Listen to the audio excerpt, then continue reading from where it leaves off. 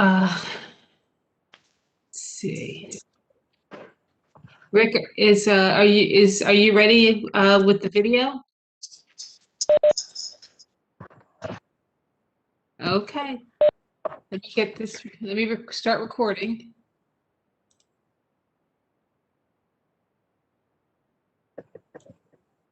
Okay. All right. Good evening, everyone. This is a regularly scheduled meeting of the Montclair Planning Board. This meeting is in accordance with the New Jersey Open Public Meetings Act. An adequate notice of this meeting has been provided by posting a copy of the notice on the first floor of the municipal building, and also by sending a copy to the newspaper designated by the township for notices. Electronic notice is also provided by posting a copy on the township's website. And there's also a copy of the notice published, or rather posted, on the main access door to the municipal buildings. This meeting is being broadcast live on Channel 34 and is streaming live and will be available on demand on YouTube.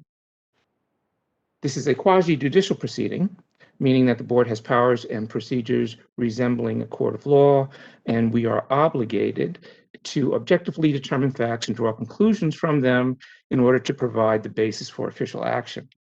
Any questions or comments must be limited to the issues that the board can legally consider in reaching a decision, and decorum appropriate for a judicial hearing must be maintained at all times. Members of the public will be automatically placed on mute until such time as the meeting is open for public questions or comments. And at that time, members will be unmuted and they may provide their responses or their comments as appropriate. Members of the public who are unable to make the audio connection may also provide questions or comments via Ms. Talley through the chat or question function on the website app, or as a last resort, by sending her an email at jtalley, that's JTALLEY, at montclairnjusa.org. First thing on our agenda this evening is our roll call, and I am here. Vice Chair Braddock. I'm here. Mayor Spiller. Mr. Cook. You just muted yourself, Ricky. All good. Okay. Councilor Schlager. Here. Miss Willis. Here. Mr. Rooney. Here. Mr. Ian Wally. Here. Miss Lockman. Here. Mr. Gilmer. Here. Okay. All right. We have a resolution from the application of Cynthia Page, 25 Pleasant Avenue. Should we do the minutes first? Oh, I'm sorry. Skip right over those. Yeah. Oh, they weren't important anyway. So, but nevertheless, let's go back. Minutes for the 22nd. I received comments from several board members. Mr. Cook was there. He was present, so I'll make that correction. There was a question about a comment made summarizing Mr. Giosa's testimony, and I had said Mr. Giosa stated that his concern is localized peak demand, and there was a question as to whether or not what is localized peak demand. And that was just my notes. We could just get rid of localized and call it peak demand. Yeah, that was my comment. I didn't really understand if that was a phrase of the art or something, but I never heard it before. Real quick, I was not at the March 22nd meeting. Oh, you were not. Okay. I was not. Right. Okay. There we go. Are there any other changes to the minutes? Motion to approve? Wait a minute. I think Janice, I had some Are you including what I put in there? If there's no objection? Yeah, I didn't hear any objections. I think we distributed them to everybody. Okay, that's fine then. Thank you. Move approval. Is there a second? Second. Who was that? See, Mr. Rooney? All in favor? Aye. Aye. Aye. Opposed? And I think we have a couple of abstentions. All right. All right. Now we get to the application for Cynthia Page, 25 Pleasant Avenue. And that resolution, I was recused myself from that hearing. So I know there were several comments to this resolution, and the amended, the changes were distributed to board members. Is there a motion to approve the resolution as amended? I will move that. Yeah, there's just one, but I think Arthur should just look at the last edits. I have included new lots because there's two new lots, 901 and 902. So if Arthur's okay, I think there needs to be some consistency in what's a new lot. And the existing lot 9 is no longer a lot. So if he's okay with 901.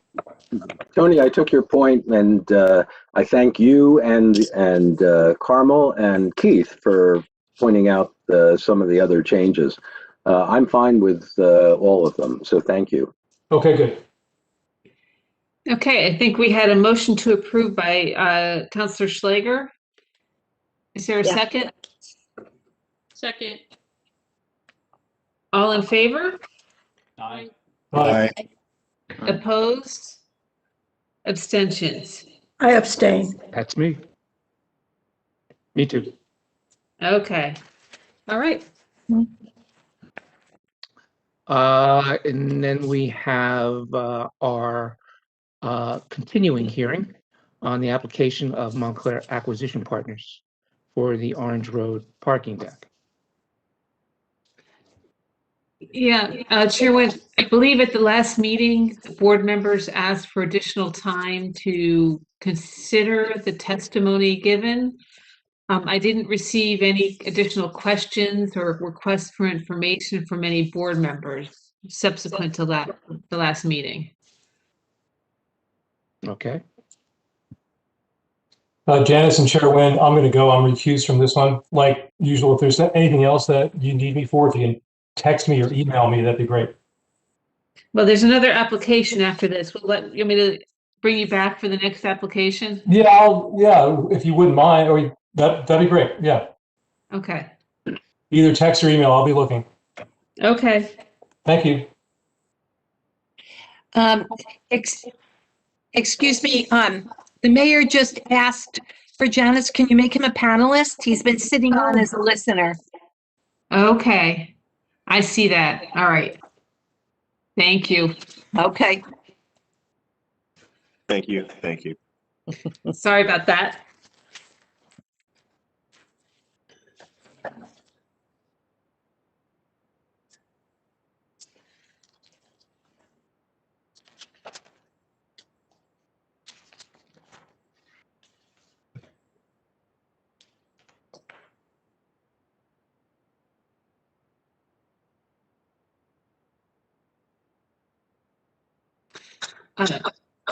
John? Yes. Okay, so I guess, does the board want to just continue the discussion on 2705? I believe that's what we're on track to do. Okay.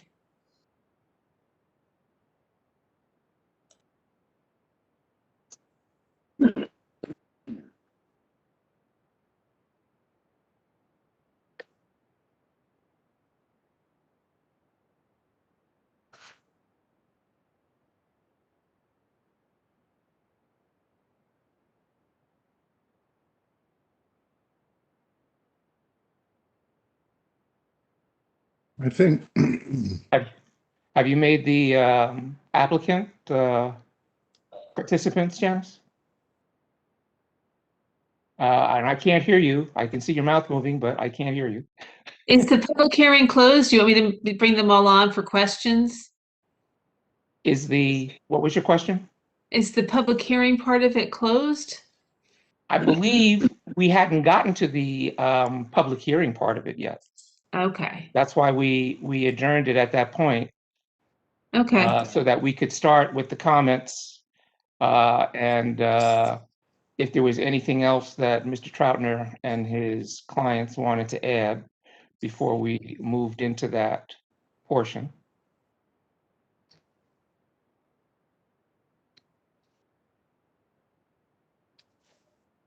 Good evening, Mr. Chairman, members of the board. Good evening. So yeah, Mr. Chairman, I have the same recollection as you do, sir, in terms of I think there was still an opportunity for public comment. I have a closing, which I can do at the conclusion of that comment before board deliberations, and we're prepared to proceed. Okay. Can I ask one more question? Always, Carmel. Yeah, I'm just unsure. I know I asked this at the last time, so bear with me. What work is the applicant doing right now? And is that in keeping with the approved resolutions, or is that something new? At present, there is work going on at the site that's pursuant to the building permits that were issued in conjunction with the approval granted by this board in 2017. This application, again, it's a minor site plan approval that we're seeking to eliminate the lift and slide mechanism and extend the floor plates, which are internal to the building. So we haven't started that work. That's subject to, obviously, this board's approval, but the other work, the facade work, if you will, or the work leading towards the finishing of the facade, that's all related to the 2017 approval, because again, this application doesn't seek to alter or change or do anything to the facade or the footprint of the building. Yet, if we were to, you're continuing with work, I know it's been approved by the 2017, but it strikes me that it impacts what we're looking at now. So that if we didn't agree that you have access to the public realm there and were to, just excuse my language, were to rescind that, you've already continued work. Why aren't you waiting until this hearing is over? Well, the risk of not wanting to be adversarial, obviously, I'm hoping I could persuade you that you wouldn't want to rescind the prior approval. And as we got into a little bit the last time, I would argue that the board can't legally rescind the prior approval. And obviously, I think there's a mutual interest on the part of the applicant, the township, and hopefully this board to obviously want to see the project completed as soon as possible. So irrespective of whether or not you approve the extension of the floor plates, we were just continuing to do work related to the facade, which we don't envision changing. Obviously, there's some proceeding at I guess you could say at our own risk if you strenuously disagree with me and intend to attempt to rescind the prior approval. It would seem to me that you might want to wait until the board has its say about this before you, it's like you're moving forward and we're like trailing behind here, where it really should be somewhat the other way, if you like. But, all right, thank you. I also had a question, if you wouldn't mind, Chair Lynn. Go ahead. Mr. Troutner, if I remember right at the last hearing, Keith, I'm so sorry, Keith, but you're not coming through loudly. Is it? Is this any better? For me, it is, and I hope for the record as well. Okay, thanks for letting me know. I'll speak up a little bit louder. If I remember correctly, either the last hearing or perhaps the hearing before that, Mr. Casillo had mentioned that there was yet another company, another engineering firm perhaps, that was coming out to evaluate the lift and slide system. Did that occur? You know what? I apologize. I don't actually know the answer to that. Mr. Casillo is here this evening. So actually, Janice, I don't know if you could promote him to panelist. he can maybe answer that He's a question. panelist. Oh, he is. Okay, great. Joe, I'm sure Mr. Neese is going to want to remind you you're under oath, but we'll. Yes, you've done that for me. You understand, Mr. Casillo, you remain under oath, correct? Yes, sir. Thank you. Yes, so to answer the question, the gentleman did come out. His name is Don Monahan. We have yet to see his report only because it is tied up in that litigation. And the outside counsel has not provided that to us. He shared his opinions with us verbally. I'm not too sure if I'm at liberty to say, but that did take place, yes. Joe, would it be fair to say that it's not your understanding that we're going to be withdrawing this application based on any meetings that have recently occurred? In other words, we still need to extend the floor plates? Correct. Okay. Okay, that's fair. That answers my question. Before we got into a lengthy debate here, I was curious if that meeting was going to change anything. So I have another question. Has there been any progress on your litigation? And that's number one. And number two, are the engineers that have been hired, are they hired by other parties, like potentially the insurance company or the general contractor? Or are they strictly hired by your firm to see if this can be done? Joe, I don't know if I assume the engineers were hired by Elcor, but maybe you could speak to that. Yeah, well, yes, the structural engineer was hired by Elcor. This particular outside entity was hired by Elcor's counsel as a third-party expert in the field of mechanical parking systems. That's Mr. Monahan. And all of the other consultants that we have hired have been directly hired by Elcor, yes. And has there been progress in your litigation, I guess, with the, well, whoever it is? You don't want to talk about names or whatever. Yes, there has been progress. Nothing's really started yet. I believe there's some dates that have been floating around, for everything to proceed, but that's as far as we've gotten so far. Yeah, short answer, there's no trial on the horizon, I assume, in the immediate future? No, not in the immediate future. Is discovery finished? That is a great question. I believe if discovery covers the third-party entity coming out and providing his report, then yes. If there's further discovery, I'm not aware of anything further. My apologies. I'd be speculating because I'm not counsel for the applicant in conjunction with the litigation, but I would be surprised if they were at the conclusion of discovery based on, I think, when I last looked at the sort of the filing date for the litigation. I suspect the litigation is going to go on for some time. So it's a question as to whether the lift of the slide will work or not. Has that been resolved as part of this litigation? Or are you still debating that with the other party? I mean, it's resolved as far as I think we're concerned in terms of, why we have the application pending here today. Obviously I can't speak for the defendant in the litigation, but so I guess in that regard, the litigation's not resolved, and to the extent that the defendant would be seeking to argue the lift and slide does work, and I don't know that that is what they're arguing, but if that was what they were to argue, that's no, there's been no adjudication by a judge or a jury.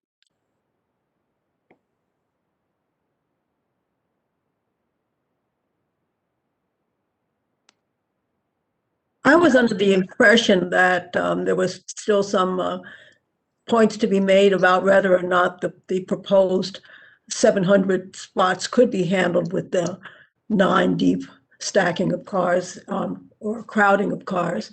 Is that presentation complete? That presentation was completed, obviously, at the last meeting.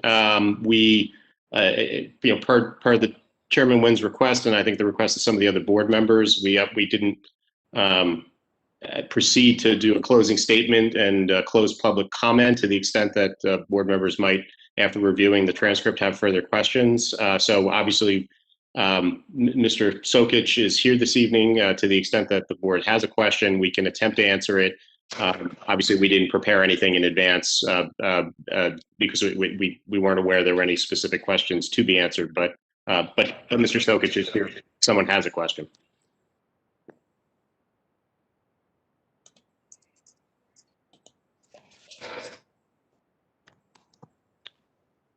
Any other questions from the board? Just when did you find out that this is not going to be used, this lift and slide system? I probably best, Mr. Barry is here. He's previously been sworn in, or Mr. Casillo. Actually, I'll leave it between the two of them who should answer that question. I suspect the answer is sometime in 2020, probably not long before we filed this application, but if somebody could help me out here, I'd appreciate it.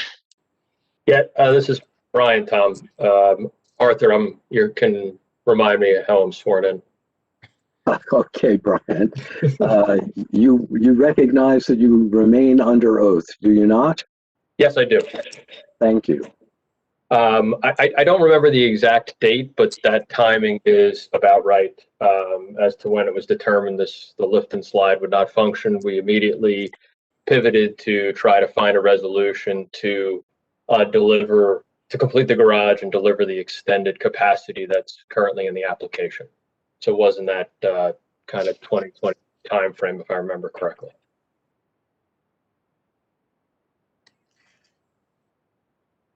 So it was sometime after the mechanism was put in place. It's been there. Yes. It was there, which is all subject to the litigation. There were issues with installation.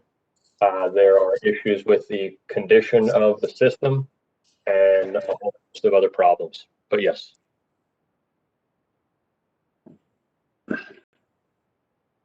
So I have another question. So I think that you're saying that there's some financial hardship that you're going to face, right? I think I heard you say that in the beginning of your presentation, because you bought this system, you spent time installing this system, now you have to take out this system. But I gather that must be the basis of your lawsuit. So what financial hardship will not be recovered? I mean, it's uncertain at this point, but there must be some potential recovery from the general contractors or the manufacturer of the system. So the financial hardship you claim will be somewhat mitigated by whatever recovery you get from this lawsuit. Is that not your expectation? So I guess I should let me just clarify actually for a moment. So the term financial hardship came up in the context of the board potentially making a decision to attempt to rescind the prior approval it granted, and it was the subject of our planning testimony at the last hearing. And to the extent that was expressed, it was really focused around the idea that it's been a rather expensive proposition to change gears from installing the lift and slide mechanism. We'd much rather do the lift and slide mechanism if we could, because it would cost less money than trying to pivot to install floor plates. But that's not in of itself the hardship that we would have been referring to. The hardship that we were referring to is that if this board were to rescind a prior approval and force us to move the building back 8 inches, that would cost in excess of 7 figures to do, and that type of expense is among the issues that our planner testified would weigh upon a certain balancing of whether it makes sense to whether or not the variance could be rescinded based upon the change that's been discussed in terms of the lift and slide not being there anymore. However, I don't want to limit it to just that issue, but I just wanted to make sure implicit in your question, our application for minor site plan approval to extend the floor plates doesn't seek any variances or deviations, doesn't require us to demonstrate a hardship. It's certainly not something that it's a primary point that's been made in our testimony or as part of our request for the board's consideration for relief. So, Mr. Troutner, just to clarify, what exactly is your demand of the board of your application? And what is that based on? Based upon the fact that we presented testimony that we can't, or that it would be,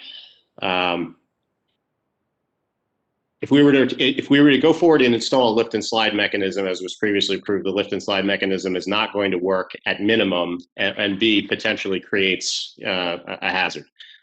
So instead of that, we'd ask the board to consider allowing us to eliminate the lift and slide system and instead extend the floor plates internally in the building, which would then allow us to pick up some more parking.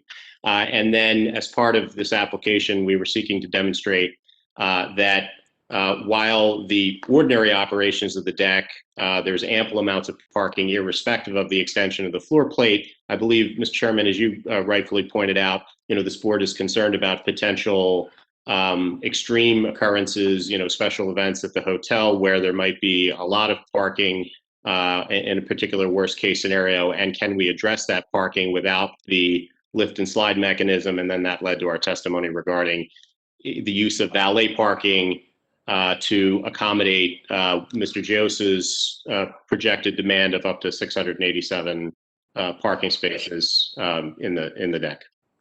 So what's your position, Mr. Troutner, with respect to the fact that there were certain concessions that were made by the board along the way since this, original approval was years ago, but there were certain concessions made by the board with respect to the facade and the materials used on the facade and the facade's design, specifically because of the lift and slide mechanisms, and representations that were made to the board about how this lift and slide mechanism would not accommodate X, Y, and Z.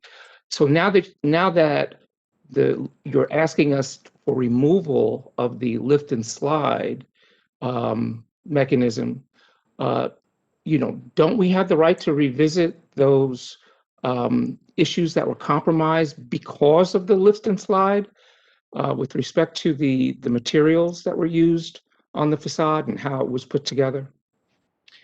So I think, Mr. Chairman, you're referring to what was the subject of a planning board revisions committee meeting that took place, I believe it was in late 2017. It was subsequent to the approval of the application in 2017 by the planning board.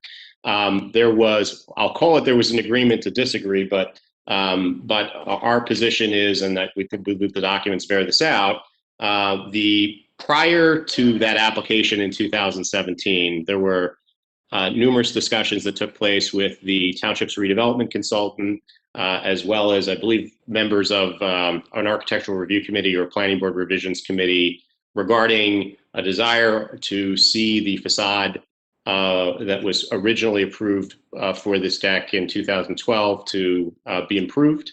MAP agreed to pursue that amended facade design, and that we triggered needing to come back to the planning board for amended site plan approval because some of what was being proposed slightly increased the height of the building.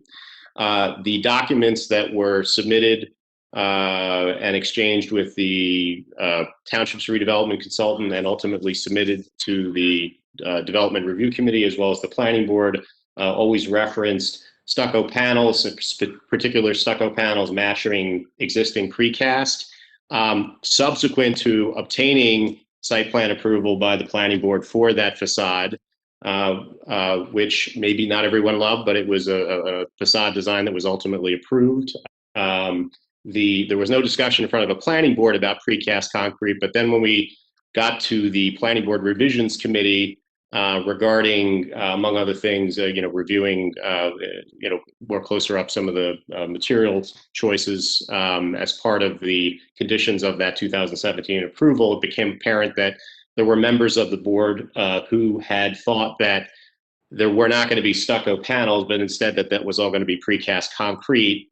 I know what you're mentioning, Mr. Chairman, which is it was made clear at the time that because of the steel that's erected in front of the building, which is part of or related to the lift and slide mechanism, that steel does not have the strength and ability to support all precast concrete as opposed to stucco panels that would match existing precast concrete, that there was some concern, some disappointment perhaps on the part of some, and ultimately one would probably characterize that the Planning Board Revisions Committee felt that it compromised in terms of agreeing upon a stucco system for the panels to match the existing precast. And obviously that conversation maybe people are envisioning would have been a little different had they known that the lift and slide mechanism was not going to work and we'd be here now. But it doesn't change the fact that we're here now. So, Mr. Troutner, if I can just cut to the chase here, you're saying that it doesn't make any difference, right? Because that's what you're heading with this long description here. Because I was at all of those meetings. Your very generous characterization of what we would agree to or what we didn't agree to, I don't necessarily agree with. So, at the end of the day, my question really was, related to what about the fact that, assuming that I'm correct and you're not, that there were decisions that were made and there were compromises that were made in accordance with the past resolutions of the board with respect to the facade. Is it your opinion now that because the underlying representations with respect to those decisions that form the basis of those decisions, are no longer applicable, as a result of this application that you are making to remove the lift and slide system and replace it with other parts, those concessions, those compromises, those considerations are meaningless at this point. It's done. It's a done deal. It was at best voluntary on the part of your client, and it's has nothing to do with, has no bearing on what you're asking of the board to do in this application. Is that it, Mr. Troutner? Pretty much. I would, let me just clarify. And Mr. Troutner, let's not waste time flowering it up. Yes or no? Is that it? It's not a yes or no question. The simple fact is, at no point was there any compromise made by the planning board regarding whether or not isn't the planning. But wait a minute. We can get down and argue about this, and I'm trying to avoid that. Okay, because the Visions Committee operates with the authority of the planning board. That's the whole basis that you have this committee. And even though it didn't go before the whole planning board, the Revisions Committee is acting on behalf of the planning board with the authority of the planning board to a certain extent to make. But the planning board to make agreements with the applicant. And because of the representations that the applicant made, certain things were presented to the planning board based on those representations. No. So I would disagree with that, sir. All right. Well, let's not get into an argument about that here. Okay. What I'm asking, basically, again, is your position for whatever reason is that whatever went on in those conversations is irrelevant to here. It's not enforceable. Has no meaning, has no bearing on this application. That's pretty much a yes or no. That's pretty much a yes or no question, Mr. Troutman. It has no bearing on the application because we're not changing the. I'm not interested. I understand I understand your reasoning. I'm not asking for your reasoning. I'm asking, yes or no, does it have a bearing? I think you've explained more than once your reasoning behind why it doesn't. So we don't need to run through that repeatedly. I don't want to run through it, but our application doesn't concern our facade, so there is no discussion. But it does, because the lift and slide system is a part of the facade. It's the reason why the facade looks like it does. I disagree. All because of the lift and slide system. But that unquestionably. That's unquestionably. That's not accurate. I disagree. So, does anybody else from the planning board have any questions? I have one question. Was there any thought of bringing in an alternate manufacturer? I'm sure Lift and Slide is one of maybe 10 manufacturers that make these mechanical parking systems. I think there was prior testimony on this that the applicant did explore alternate contractors, but I don't know if I want to be clear actually, and Brian or Joe, if you could just answer in terms of, did you explore, I guess, alternate manufacturers as well as alternate contractors? Yes, we did. We explored 5 alternate manufacturers, 5 alternate designers, fabricators, and installers. Neither one of them would touch the system as it stands now because it's not their system, it's not their material. This is also a hydraulic system, which neither one of these contractors really specialize in. They specialize more in the electrical, electronic type of parking systems, not hydraulic. That's not my concern. My concern is, could you put in another lift and slide type system in the space that's been allotted? I think my understanding is that we couldn't, but Why couldn't you take out what was there and put in a new system, but for the amount of money that it would cost you? Right, that's my question.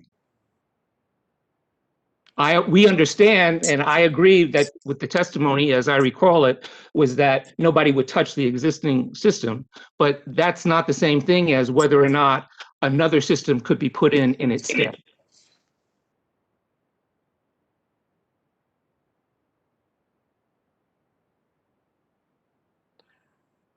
so Joe, can you? I don't know if that was. I don't want to put words in your mouth if that was explored or not. Is there a option that you guys looked at in terms of, starting from scratch? I guess is perhaps the expression that the chairman's suggesting, as far as being able to do a lift and slide mechanism in that existing space.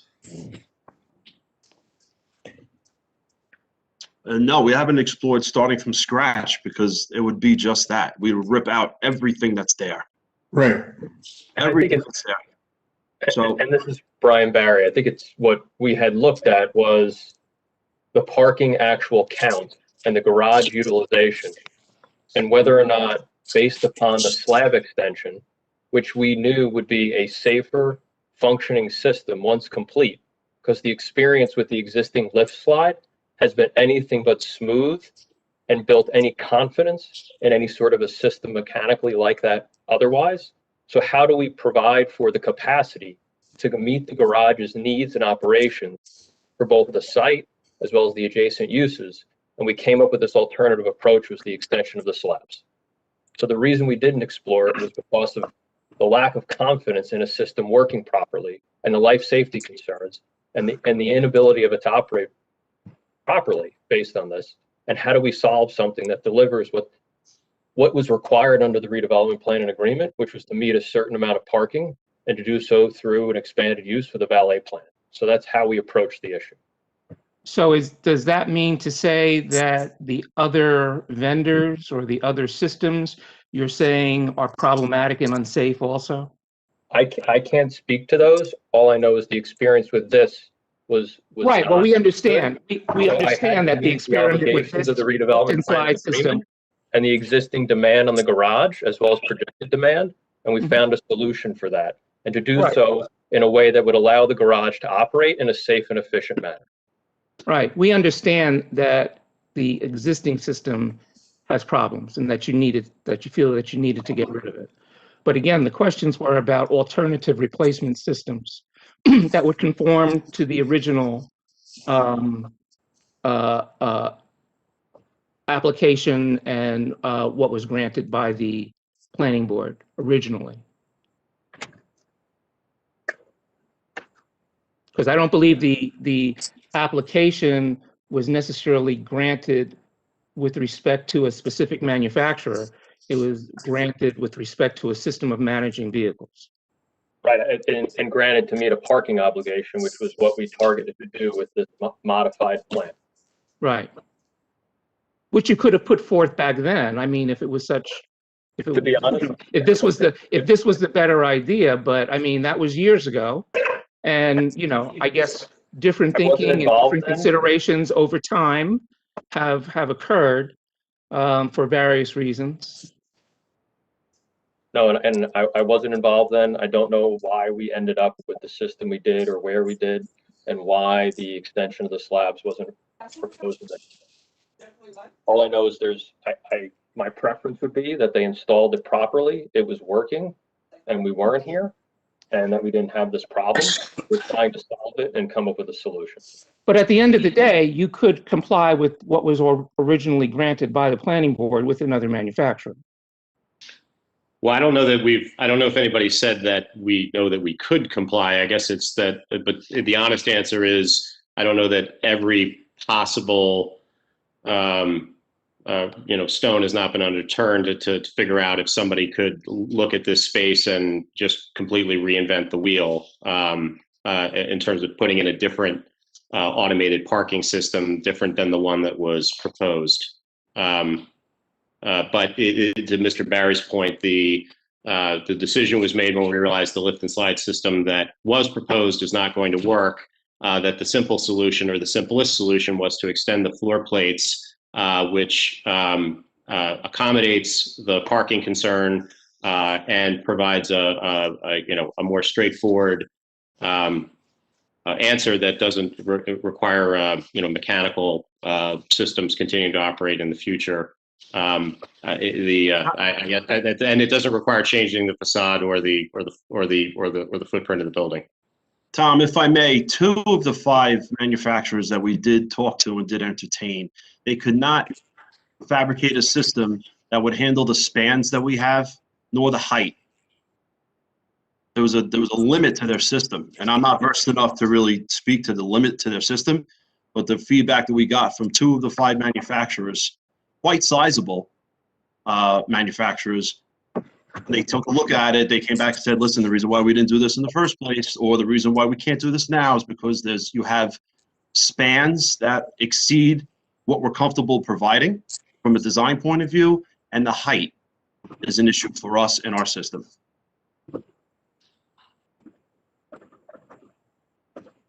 And I have a question. Documentation to that effect.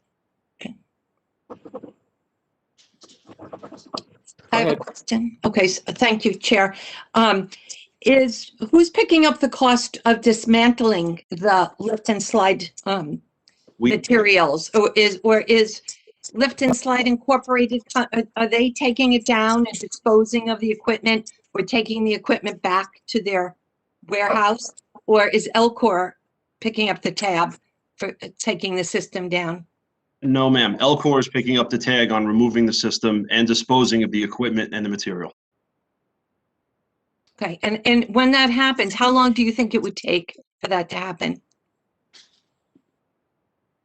I think Tom, correct me if I'm wrong, I think it might have been in some of the earlier testimony. I think we said it was maybe a month or so for that operation.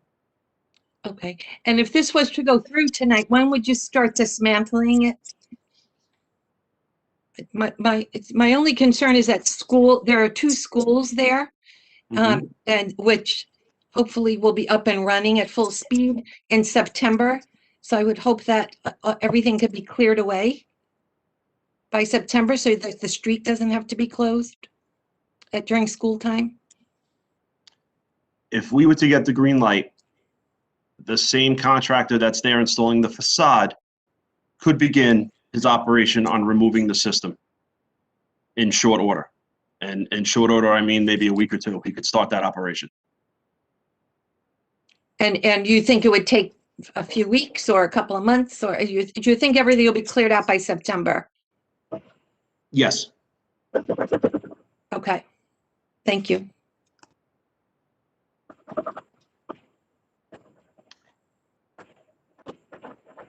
Any other questions from the board? I'm not sure if this is the correct time to ask the other questions, but my understanding was that at our last meeting that there was a lot of concern expressed by the board and by Mr. Giosa as to whether or not what was being proposed was workable.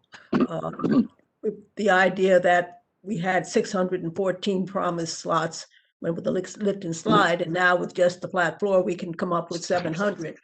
I don't think that there was a really good demonstration. I thought perhaps that there was going to be some more to document that it would be possible to have cars that were stacked 9 deep and still be able to do the kind of plan that's being proposed.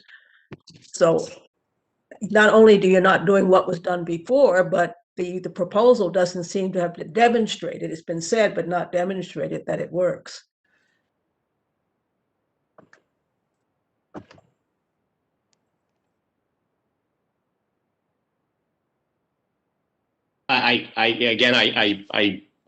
If there was something specific I wish we had known, we could have prepared something. We submitted revised plans, which I think demonstrate the way the proposed valet would work on the 6th and the 4th floor of the building, as well as how the valet parking works in the 5th floor. I know there were obviously concerns expressed, and again, which Mr. Sokich attempted to answer, and we could try and speak to those now. We attempted to respond to Mr. Joseph's questions, but I don't know how to come at this in terms of an additional presentation.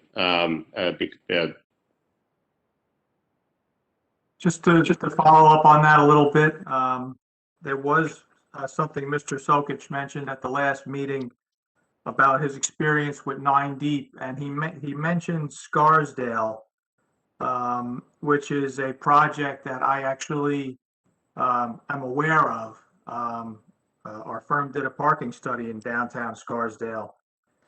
And I recall a conversation with the manager of that facility, and he explained to me that because it's a commuter parking facility. It's a parking lot. They are stacked very heavily. But because the users are regular commuters who have passes to park in that lot, their patterns are known to the valet operators. So they're able to get the cars in the correct position for example, when the 615 pulls in, they know that, these 5 cars are going to be exiting the facility. So they prepare in advance for that. I don't necessarily think that that's going to be the case here at, particularly for events where, the arrival of customers to retrieve their cars is going to be more random than at a commuter facility. So I don't think that characterization was necessarily an apples to apples comparison. Jerry, were you able to get to Hoboken? I think that was another facility. Yes, he mentioned, I believe it was called Observer Highway, and I'm not familiar with that facility or whether it's a commuter facility or not. But if it's a commuter facility or an office building facility, they tend to have regular users and customers where an aggressive stacking pattern like that can be made to work. So Jerry, you've heard all of the testimony at the last hearing and all of the explanations and the additional information. Do you still have concerns about the operation of the parking plan as it's submitted? I do. I don't think it's going to be a regular problem. I think it's going to be periodic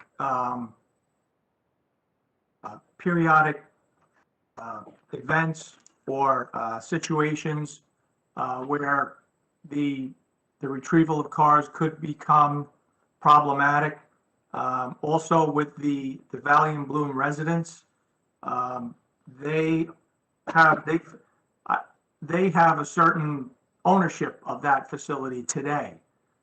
They will certainly be put upon, during events or times, or when there's a concert in town, or when I realize we're in a pandemic now, but things are going to pick up at some point. We have to realize that 5 years from now we could be buzzing once again with concerts and other activities. So yeah, I don't think it's going to be a regular problem, but I do periodically be problematic. And they're going to have to throw labor at it to make it work. I mean, you're going to have to put a lot of people in there moving cars around. So if if the labor isn't there, it's a very labor dependent solution. So that's, probably why it wasn't, it wasn't considered. First of all, the lift and slide is probably less labor dependent overall than, than a valet operation throughout the structure. Could you make a recommendation about that, about the labor? Only to the extent that, that enough labor should be supplied in order to, make the retrieval of the vehicles in a 9 deep stacking of a, we could put a performance standard in there, like, the average retrieval time has to be, 10 or 15 minutes or less or something like that, and enough labor must be supplied in order to accomplish that performance standard. That's a possibility. How would we enforce that? That's Arthur? We're not, this board's not going to be camping out on the 6th floor of the parking deck, that's for sure. Definitely not. But I don't know what the jurisdiction of the parking authority is, whether they could be an enforcement mechanism or perhaps the building department. I don't know. I honestly don't know. But I think there needs to be some kind of enforcement mechanism. That's true. Just for the record, we don't have a parking authority. We have a parking utility, but we really don't get involved in the management at all of the Orange Road parking deck. It's completely privately managed. Well, then an alternative is going to have to be that the applicant or the parking expert will have to be self-monitoring. And I think we've required in the past that, and will require, that they produce documents concerning the number of cars, delays, etc. And perhaps that's another way to enforce having sufficient labor in order to deal with these issues. Because left to the, and I mean no disrespect to Mr. Sokich, ProPark, or the applicant itself, but I've seen on more than one occasion, as many people have, that left to their own devices without any oversight, this thing could turn into a not so good thing. I'll just say that. I would just say whether Mr. Giosa had made some recommendations about monitoring, which I indicated we expressed suggestion as to monitoring in the short term and in the longer term, but certainly we're receptive to the monitoring. And I think, just to make a point, obviously these numbers are pre-COVID and obviously were for a shorter period of time before COVID hit, but the peak demand that we ever saw on the deck was about 438 cars. Certainly, if the monitoring is going to be showing substantially greater numbers, as Mr. Giosa is projecting, it certainly is possible. Look, it's the applicant's obviously business interest as much as the board's interest, I think, in ensuring that there's customer satisfaction in terms of retrieval of cars. I can let Mr. Sokich respond to some of Mr. Giosa's specific points, if Mr. Chairman, if you'd like. But look, I'm trying to express we're in the problem-solving business, and it's certainly not our goal to have an inoperable parking deck. We're just trying to solve for as Mr. Giosa indicated, what are hopefully some rare circumstances that we're not sure actually will even come to pass, but we'll accept that Mr. Giosa has been doing this a long time, is suggesting we need to prepare for it, so we will attempt to prepare for it.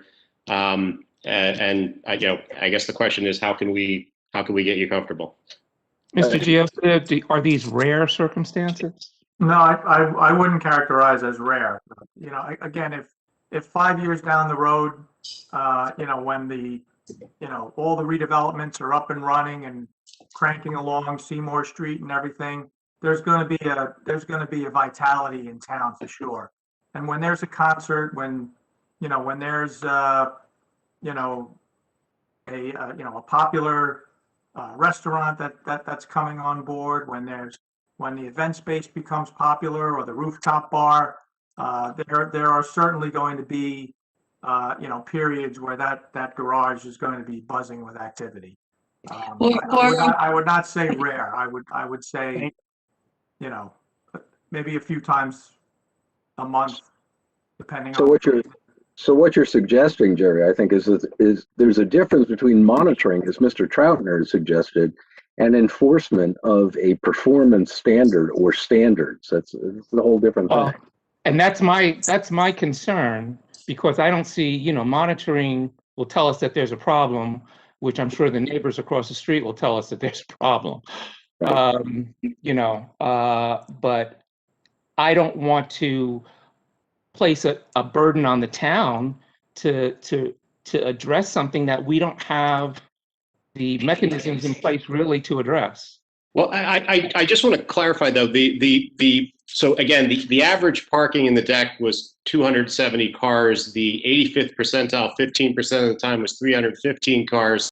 The peak that ever occurred was 438, which I think was a special event at the hotel. The hotel was up and operating along with all the other redevelopment for this redevelopment area. The redevelopment agreement required this applicant obviously to have the garage be able to operate to accommodate parking for this particular redevelopment area. With all due respect, the redevelopment agreement and the redevelopment plan never contemplated this deck was going to address, the township-wide, growth patterns or concerts that might happen at the Wellmont. I mean, that's above and beyond, what the deck is supposed to accommodate. And there's 574 spaces in this deck. That doesn't even count the 15 zip car credit. Again, substantially more than the max that was ever seen parked here. I don't want to argue with Mr. Giosa in terms of how often it may be that we're going over 600 cars in the deck, potentially in the future. But I just want to bring up, just want to sort of point out that the deck's not designed for, what happens when the Wellmont Theater really gets going. The deck is specific to this redevelopment area. And the deck's already been approved currently with valet parking for up to 686 cars. So the valet parking is approved. A plan was accepted for this deck for that number. We're obviously going a little bit above that, but not substantially above that. But not for this kind of plan, Mr. Troutner. Well, you're comparing apples. Your characterizations. I must say that your characterizations. You're being a little fast and loose here. Well, and Chair Wood, I'd like to ask a very specific question related to what Mr. Troutner just said. Didn't Mr. Sokich testify back in 2012 that the peak parking demand after phase 2 was completed? And I think this is pre-contemplation of a hotel, was that it would be a demand of 704 spaces?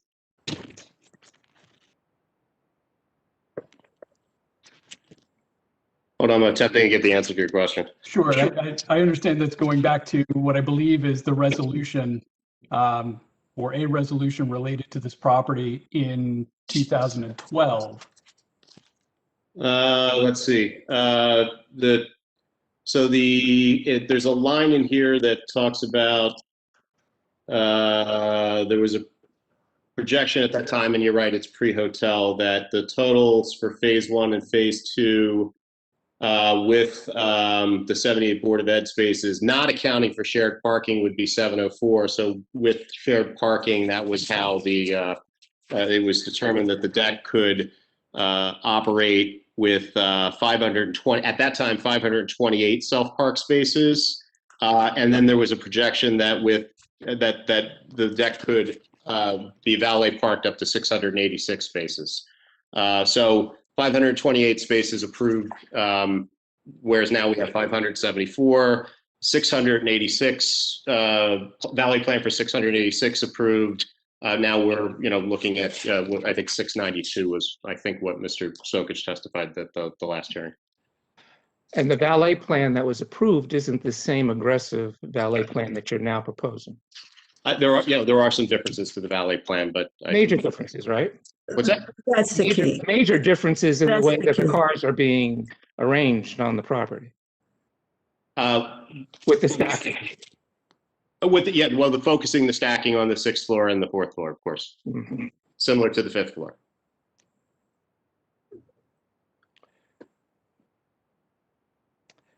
the key is that we were looking for a number of spaces, and that right now we don't seem to have a plan that is agreed can be done on a consistent basis that will get those spaces.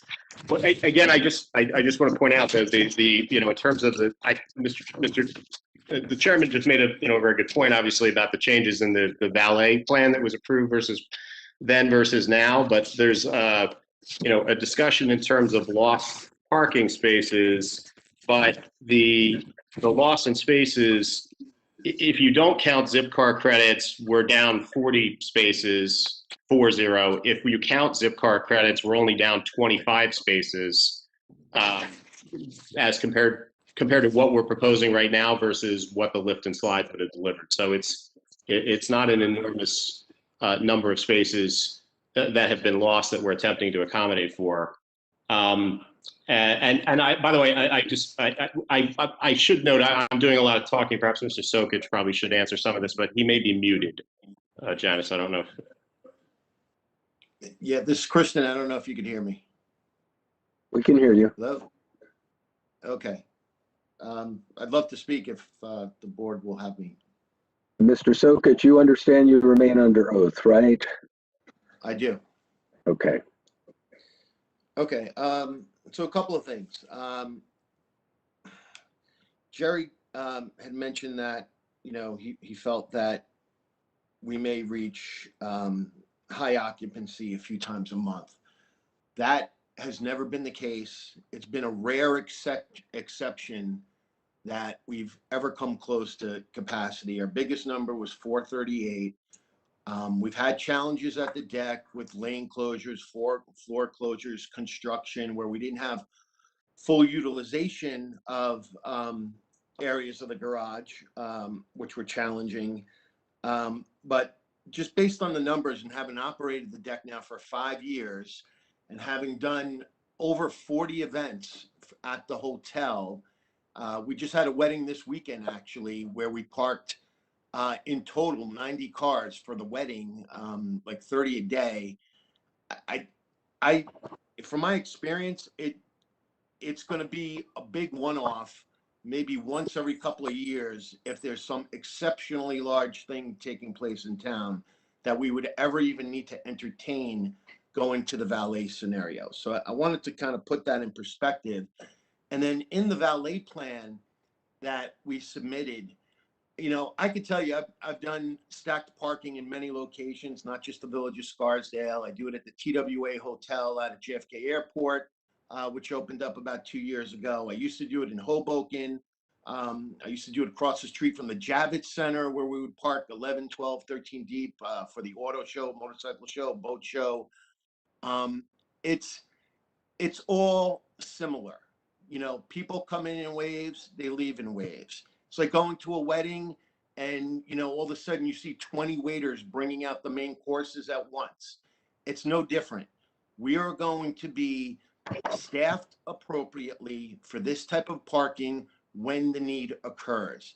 I could just tell you from experience that in a normal situation, something like this, I would probably staff 4 or 5 valets. I've got 8 people here. And I did that out of an abundance of precaution, because I knew we'd have to control the road, the ramps, the roadways. I want to make sure that we weren't going to have any issues with customer service. And in terms of monitoring, I'm open to any type of monitoring you think will help alleviate any fears you have. But the biggest method that's going to make sure that we do good service here is the fact that if we don't provide good service, nobody's going to want to park there. The hotel's going to get upset with us. The other stakeholders, the residents, the Board of Ed. I mean, this is our customer base. And if we don't make them happy, we won't be around. ProPark won't be around. We're a management company, right? I'm only as good as the service I provide. So if I don't provide good service, I could easily be out of business. So we're incentivized to provide good service.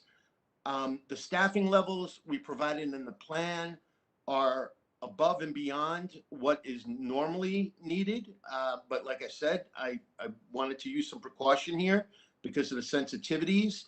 And the fact that I really don't believe that this one-off is going to happen that often. If it happens once a year, I think that'll be a lot. I just don't see it. The numbers have been too low over 5 years, 40 different events at the hotel. I know it's a big focus with this group, but the fact is the other 99.999% of the time, the garage runs great. No issues, no accidents, no wait times. I'm here to, alleviate any concerns you have. And I'm telling you, based on my 25 years experience, I don't see this being the issue that, some of the comments that have been said are making it out to be.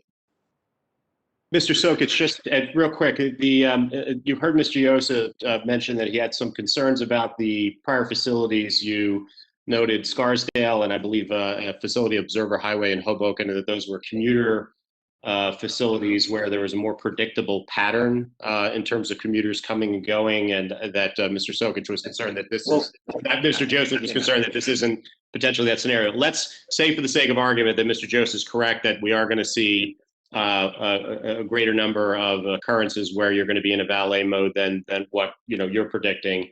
I guess can you just speak to the difference between operating a deck like this with special events at a hotel versus a commuter deck? And you may have suggested this already with the Javits Center answer, but if you could expand. Sure. Well, there's actually quite a bit of similarity, right? Because when we would go into this mode of operation of valet, it would be event driven. There's going to be a wedding, there's going to be a big conference, there may be a special event on the rooftop. It's not that dissimilar from commuter parking. In Scarsdale, we actually, Jerry made a point of stating that, a lot of the same people park on a consistent basis as commuters. That's normally true. But at Scarsdale, for instance, Scarsdale doesn't allow non-residents to park in their own decks. We're the only show in town there that allows outside residents to park there. So we get tons of people on a transient basis who are not monthlies, who we don't know, we've never seen, never met, that come into the Scarsdale train station because they can't park anywhere else. And we're the only operator that takes people that are not village residents. And similar to the operation here, where we use technology, we, commuters, and in this case, hotel guests, could text for their vehicle in advance. If the parking is on a paid basis, they could pay before they even get to the garage right on their mobile phone. I do another hotel at a JFK called the TWA Hotel, where we have hotel guests. They have a humongous event space, 50,000 square feet. We've done 325 cars for weddings and bar mitzvahs all at once. I've staffed up as many as 30 valets for the much larger events, and we scale down according to size for the lesser events. But I have event parking, I have hotel parking, I have parking for people that are flying, just taking a plane to somewhere. So many different types of user groups, and we're able to manage that in a way that, it makes it easy for people. Are there times where it's a little bit more hectic? Yeah. I mean, if it's, 1 hour before a bar mitzvah or a wedding, you're going to get a lot of people showing up at once. But similar to the analogy I gave you about actually going to a wedding, we'll have everybody on duty during the peak rush.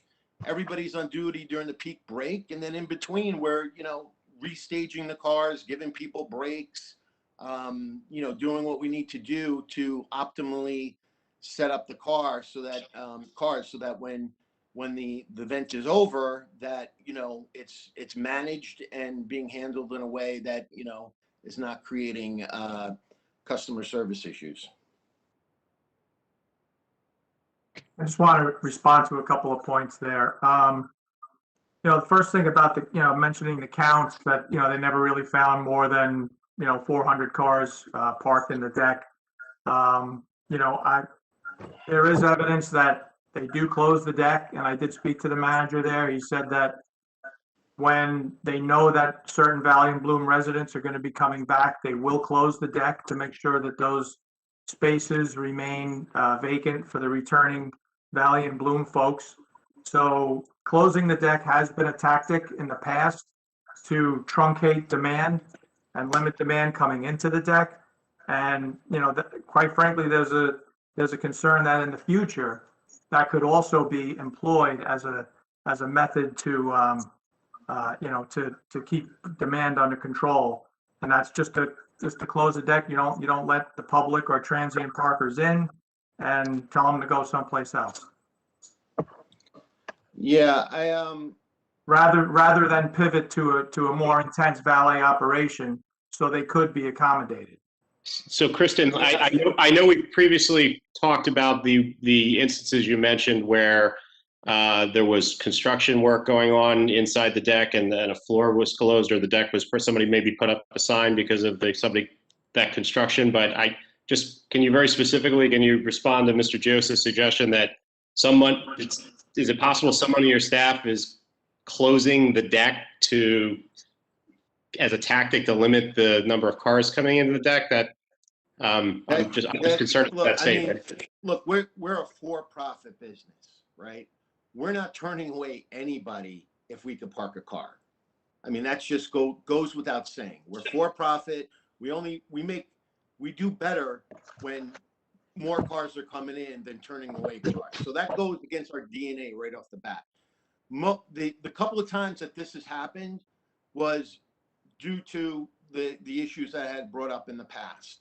You know, losing an entire floor, the ramps, you know, being inaccessible for a short period of time, construction material on the first floor, not having access to 2 of the exit lanes. You know, we've only got 1 exit lane in that garage right now. That is insufficient when you have anything over 400 cars. So, you know, it's not meant to be like this. The garage was meant to have 5 lanes, 3 exits, 2 entrances. Right now we have 2 entrances and 1 exit. That has played a big role in it. The construction material in the past, and like I said, this has only happened maybe 5 or 6 times. And the majority of those times was due to concerns with the construction and stuff like that. And we were never closed for more than a couple of hours. And again, we're not motivated to close. We're motivated, bring as many cars in as you can. I would love to valet cars on every single floor of that deck. If I could valet cars on 6 floors instead of 3, I'd be more than happy to do it, because that would mean that the whole area is thriving. We're doing well. The businesses are doing well. But the reality is, you know, we're operating at 50% of capacity. And, you know, we had a couple of one-offs that once we get the garage back fully accessible with 5 entrance exit lanes and 574 spots, I don't think you're ever going to have an issue in that garage. Mr. Sokich, to what extent is ProPark's compensation tied to the number of cars that its valets park? Our compensation is we're a management company. So if you're not happy with our service, all our contracts have a 30-day cancel termination clause. You could simply terminate us.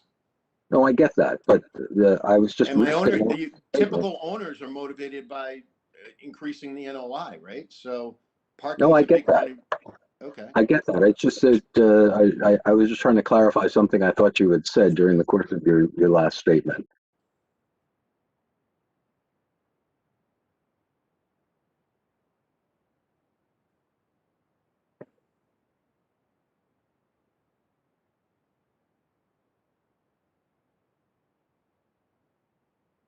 So I guess I'll just to pick up on that, Mr. Sokich. So you can answer this one briefly, but so it's your testimony that the data that was submitted as part of Mazur's September 16th report, that's not data where somebody in your company cooked the books by closing the deck to make the demand seem lower than it is. Is that a fair statement? That's absolutely correct. There was an issue where back in, I forget what that date was, sometime in October, where during a large event, we had brought cars in through the gated entrances, but then took cars back to the hotel via the Orange Road deck exit, which was not gated, it was barricaded, but we temporarily removed the barricades to expedite getting the cars back to the hotel quicker. And that threw off the counts for like a period of a week before we caught it.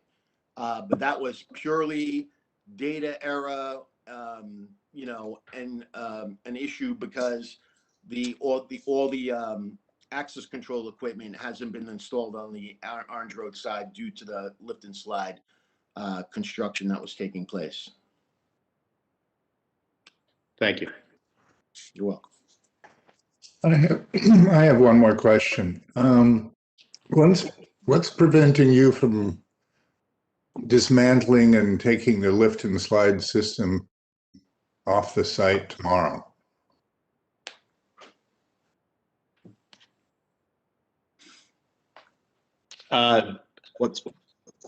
Actually, there may not be anything, but Joe, I'll let you answer the question. I don't know if we need a permit for that or not. No, I don't think you need a permit for the removal of the system. I don't believe so. I mean, I think I would say approval by the board is the only thing hindering that operation. So, and this is Brian. Some of it was tied to the litigation. The litigation, correct? Yeah. And the need for witnesses to inspect the system. So this could actually, lift and slide system could be there for years. No, that process we believe is done at this point. I'm sorry, that process is believed to be what? Completed. The investigation of the system, correct. And that would include, and you may not know, but that would include an investigation by the defendants as well? I'd have to ask our litigation counsel about that. I just asked if it could be taken down by September. Our understanding is yes. I think would be, Joe, is that Brian, is that the fair statement? Yeah. And we even think our understanding is we could probably take it out tomorrow, but if I heard any hedge in your voice, you would just want to just double check the answer about tomorrow. Yes. Yes.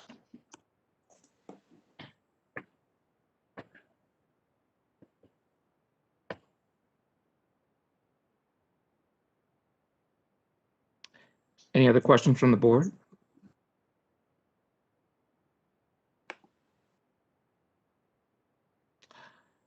All right. I think at this point, it's appropriate to open up the hearing for public comment. There are individuals who are in attendance who wish to be heard on the application as a whole. Now's the time, and Janice will make the system available to you. I don't know how many people that we have, but it doesn't look like we have a whole lot of participants tuned in. So I don't think that we have that there's any issue with any time restrictions that we'll be looking for making your comments. So Janice, if you'll. Yeah, I know Mr. Schwartz wants to make his comment, and we have one call-in user.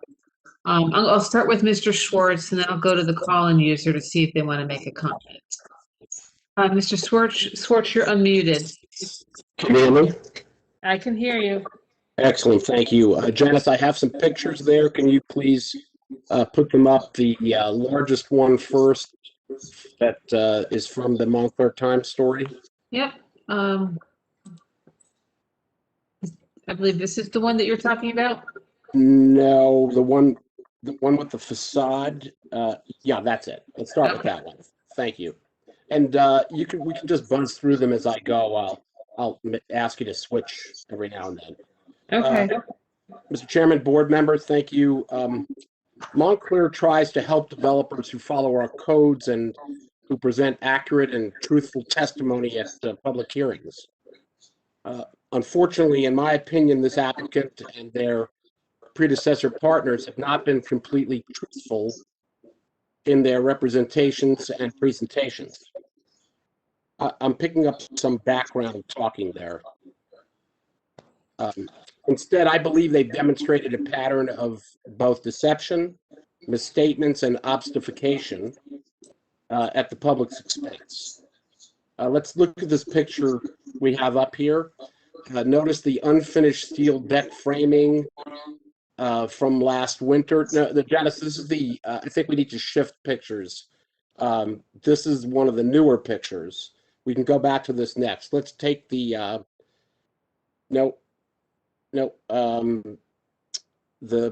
I think a picture I sent you with from the Montclair Times. Okay, these are the two pictures that you sent me about a week ago. You want me to show the ones you sent today? I guess you didn't get the other one. Okay. I got the two you sent last week and then the ones that you sent today. Yeah, there were three last week. It's fine. We can stay with this. That's fine. Notice the unfinished, the older steel framing from last winter that was shown in a Montclair Times story, and then you can see from the more recent pictures taken in the last 2 weeks, the one with the cornice. This added brighter steel in-framing is on top of the older original steel framing. And what we have here is that this new steel infill and the cornice were put in recently, but before any relief approval was obtained for what is yet another new land encroachment now being asked for. And that encroachment is reportedly another 8 inches, which unfortunately Mr. Troutner failed to adequately mention tonight when he described the scope of their application request. And yet the applicant has continued work here since last winter, even with a new land encroachment found. So in my opinion, board members, this applicant has always known that they were again going into the public right of way, but they kept working on this structure anyway, hoping it would force the board to just allow them to stay in the end by claiming a hardship. But it's a hardship that they themselves have created. So to recap, there are now, I believe, 2 or 3 earlier redevelopment plan amendments that our township granted, and let this applicant push out from the original building line in the redevelopment plan into the public space, which now totals some 2 to 2.5 feet of public land that was granted. This all took away from our public area and the open sidewalk space there that was between the building, which was already tight. So this taken land and the now newly taken land belatedly asked for was all needed to supposedly accommodate the lift system, which is now not being provided. And all these land takings were really not necessary at all. The applicant just could have completed the building within the original footprint under the earlier redevelopment plan without or with the lift system. But they clearly wanted extra land to obtain more parking. But yet when Montclair asked them, they somehow couldn't give us a better building facade because the applicant claimed then that their framing was already installed and was not strong enough to accommodate both the lift system and a better and more expensive precast facade. Yet they kept taking more public land nonetheless and are doing new framing there again today. So it's very clear from these photos, and you can go through a few of the others, Janice, just to show the steel that we're seeing being put in today, that they actually could have provided stronger framing to the unfinished building back in 2017, because they're adding new framing today for the concrete supports they've requested. And in my opinion, the framing for precast can be put back on since there's no lift system being added. So as the chair indicated, the better precast facade was a very important detail that both our revisions committee and the town redevelopment consultant wanted to make this a better building, more like the Church Street deck and more in keeping with the design goals of the redevelopment plan. So I believe their prior testimony was false, that they couldn't give the board a precast facade, because they're now continuing to reframe and modify the framing today, again, going into the public right of way. So you should have no compulsion today to make them move this entire building back and take away all the prior approvals to get back the reduced public walking space and the sidewalk open area, or to obtain something else instead for the public good, should you decide to grant them the new relief. And in this situation, this can be a better looking facade from precast concrete detailing, which can still be installed. The applicant has not delivered the parking spaces promised from the lift system, but instead asked for and received more public land at least twice. Now they're taking even more land. And now they want all this washed away because it's supposedly an economic hardship, but it's a self-created hardship. So in reality, the applicant never should have finished the framing before they received that planning board approval back in 2017. No one in construction does framing before they know the final footprint, unless it's to lock in the structure. So they squeezed us by claiming their framing was already done. And the revisions committee didn't compromise, as the chair indicated. In my opinion, we were misled and then deceived by final plans submitted. The plans appeared to show by a wording misplacement that the applicant was indeed providing a better precast facade that we wanted, as we were acting on behalf of the entire board. So these final plans they submitted fooled our township effectively, and it fooled the redevelopment consultant and fooled all members of the revisions committee at the time. We didn't compromise.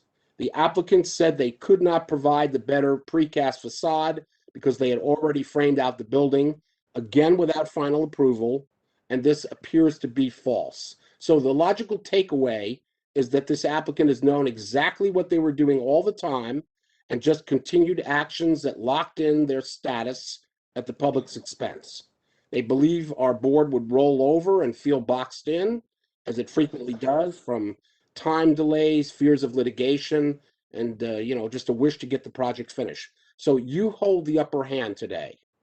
I strongly urge you to tell them to move this entire structure back out of the public right of way, even 8 inches if needed, and if legal and it doesn't kill too much parking, invalidate all the prior takings of public land before from the past amendments approved, because these were granted based on wrongful testimony that the land was necessary to provide the lift system, and give them an alternative to moving the building back. Give them the option to provide better precast concrete as a facade instead of this EFIS structure coming, because that was false testimony before, that they couldn't provide it. They said the framing was done. As an alternative, they could make an increased financial contribution towards something else in Gateway 1 that's also in the public good. Perhaps they could improve their $50,000 contribution granted for the nearby fountain to cover more of the township's costs for that circle renovation. There would be precedent for making this increased payment too. It would not be considered trading for relief granted, just another plan modification, since they already had this and agreed to. So you have 2 options here: going to a precast facade or making a financial contribution. The alternative being that they have to move the entire building back. They're adding framing now, so any excuse they can't add precast concrete just doesn't hold. I think that's a reasonable takeaway, given the fact that they're doing work still and their history of questionable testimony.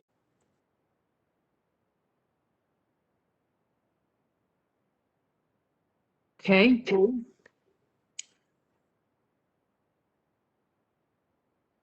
you want me to go to the next member of the public? John, you're muted. All right. Sorry, yes. Let's proceed on to the next one. Okay. All right, caller 973-747, you're unmuted. Do you have a comment? Yes, this is William Scott. Can you hear me? Yes, well, you can speak up, William. It's really a little hard to hear you. Okay, is that a little bit better? If you get a little louder. Okay. Well, I've got it on the phone, so that's pretty much that. But I just wanted to make a comment, which is, I think, at this point kind of appropriate, because I've watched this project with this addition on this parking deck for at least the last 5 or 6 years. You built Valley and Bloom. You built a hotel, and this parking deck was always supposed to be a part of additional parking. I did attend my 50-year class reunion in 2019, and I was not able to use the parking deck because it was full. And that was interesting because there was always supposed to be adequate amount of parking when an event was being held at the hotel. But then I just find this whole process, this developer has no credibility in regards to making commitments to doing something that has taken forever, and now the end result is what they were trying to accomplish is unusable, is dangerous, and now the township has to, or the planning board has to make another decision in their favor. So, I agree quite a bit with Mr. Swartz. I mean, they really have no credibility because they've asked for everything. You've given them everything. And at the end of the day, they haven't delivered anything. That's my comment. Okay, thank you. Call in user number 4973330. You're unmuted. Hi. Can you hear me, James? Yeah. Can you give me your name? Sure. It's Frank Rubacki. Okay. And my comment really is not really about the design of the deck. The deck is what it is. I think just from a perspective point of view, and Mr. Scott alluded to it, is the reason why we're gotten ourselves in this situation was the pursuit of a hotel. The hotel was really the unique aspect of this development that made us do things we maybe wouldn't normally do. But the question to me becomes, what happens if the hotel goes away? And I know everybody's going to say that's not possible, but when you do look at the question, and the hotel does go away, you really have a building that was designed for minimum parking uses. There was I think 1 car per room, which is similar to residential, and the office, retail, and everything else was, I think, 4 cars per 1,000 square feet. So it's very minimal. So if the hotel goes away, which bad service on the parking deck or by Elcor, the developer, could create, what goes in its place, and what can the planning board do to take care of that scenario, or best address that scenario now, to protect the interests of the town 5 years, 10 years down the road. And that's really what I think the discussion should shift to, not whether it's 8 inches or 20 inches or whether it's 700 cars or not. It's a service issue, is how do you protect the hotel interest, because that's what we really want it to drive the economy. Thank you. Okay.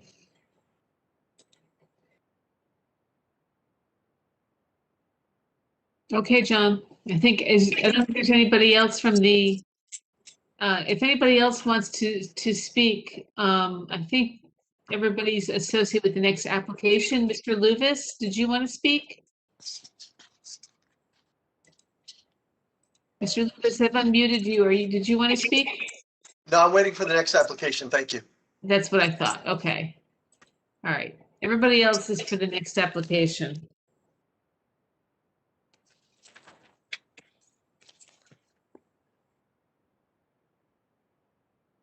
There you go. Sorry, yeah. Mr. Troutner, the floor is yours. Thank you. Hold on 1 second, Mr. Chairman. My apologies.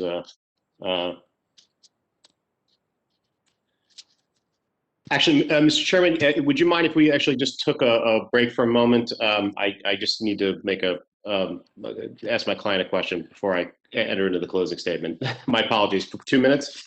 Sure, Mr. Chapman. Thank you.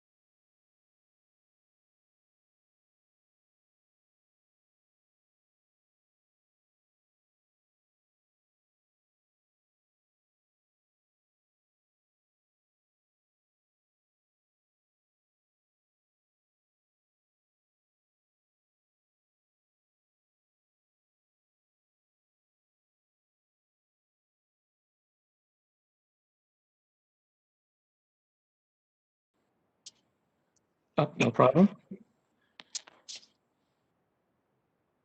Whenever you're ready. Great, thank you. So let me just start back again. This is an application for minor site plan approval to remove the lift and slide and really to extend floor plates which are internal to the existing building. There's no change to the facade. There's no change to the building footprint. There's no encroachment into the right-of-way requested as part of this application. There are no variances or deviations requested or required as part of this application. And to respond to some of what Mr. Schwartz just said a moment ago, he's wrong. There is no construction going on right now that is encroaching further into the right-of-way in the hopes that as part of this application, we're going to be granted a further encroachment into the right-of-way. We've already been approved for 12-inch encroachment in the right-of-way. Back in 2013, the township granted an easement. The building itself was actually built 4 inches into the right-of-way, which I know we previously addressed. And then in 2017, this board granted an additional 8-inch encroachment of the right-of-way, and I'll come back to that in a moment. As this board may recall, the Orange Road deck was originally constructed by the DCH Audit Group that owned the site long before the Montclair Gateway Phase 1 redevelopment plan was conceived of. At that time, way back when DCH owned it, it was a parking structure that was not used as a public garage. It was used to store auto inventory for DCH. The township subsequently acquired ownership of the Orange Road deck. And once this redevelopment vision came to pass and Montclair Acquisition Partners became the designated redeveloper, ultimately ownership of the Orange Road deck was conveyed to Montclair Acquisition Partners. In 2012, this board granted approval for certain improvements to the Orange Road deck to make it a public parking garage, which at that time also included certain improvements to the facade along Orange Road. Subsequent to that approval, that's when there was the discovery that the Orange Road deck, as originally constructed, was located 4 inches into the right-of-way along Orange Road, and that's where that easement took place. Now, remember, the right-of-way includes a substantial area between the curb where the Orange Road cartway begins and the existing exterior wall or facade of the Orange Road deck. The redevelopment plan along Orange Road calls for a 0-foot setback. In other words, the building can be built right up to the property line. This indicates that there was no intent in the redevelopment plan to create space between the building and the right-of-way.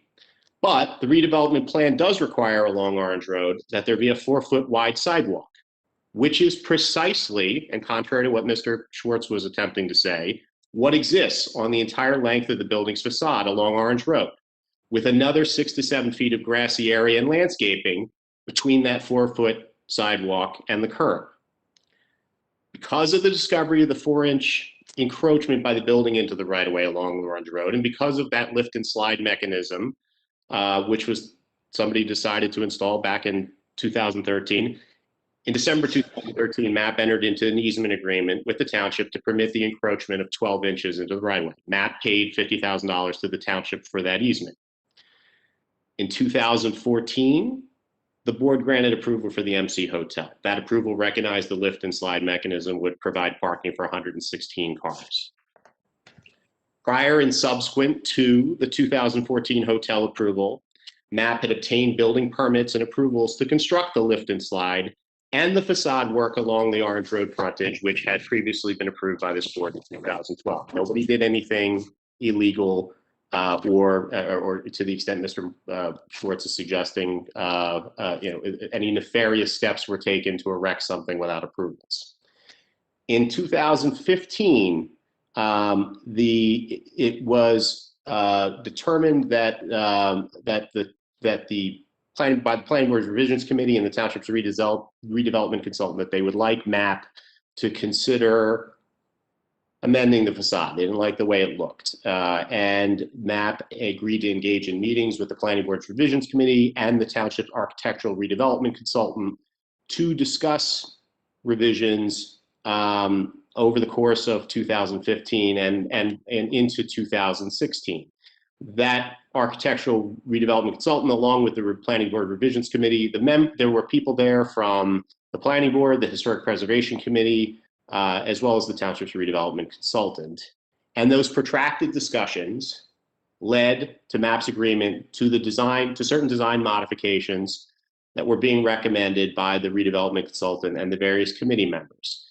And those design modifications include what was ultimately presented and approved by the Planning Board in 2017. And contrary to assertions by Mr. Schwartz, we take great exception to the notion that there was some sort of, fraud or deception that took place. The documents that were worked on by the Revisions Committee and by the redevelopment consultant prior to the submission of the Planning Board application in 2016 that was approved in 2017 reflect stucco finish on cement board panels, applied stucco finish on cement board, and again, stucco panels to match existing precast. That was what all the documents said. That's what was submitted to the Planning Board. That's what was approved by the Planning Board. And after multiple meetings, after that the application was submitted to the Planning Board in October of 2016, MAP appeared before the board in 2017. MAP agreed to comply with the design modifications ultimately with the current facade, which is being proposed and which is being worked on out there today, being approved in 2017. The 2017 approval required an additional 8-inch encroachment into the right-of-way, which was necessitated solely by the facade design requested by the township's architectural consultant and committee and the Planning Board Revisions Committee member to work. And that's in part, and I'll get to this in a moment, because of certain columns, notably, which encroach up to 8 inches in one spot and up to 7 inches in another spot into the right-of-way. Now, building permits were issued and construction works commenced in accordance with the 2017 approval.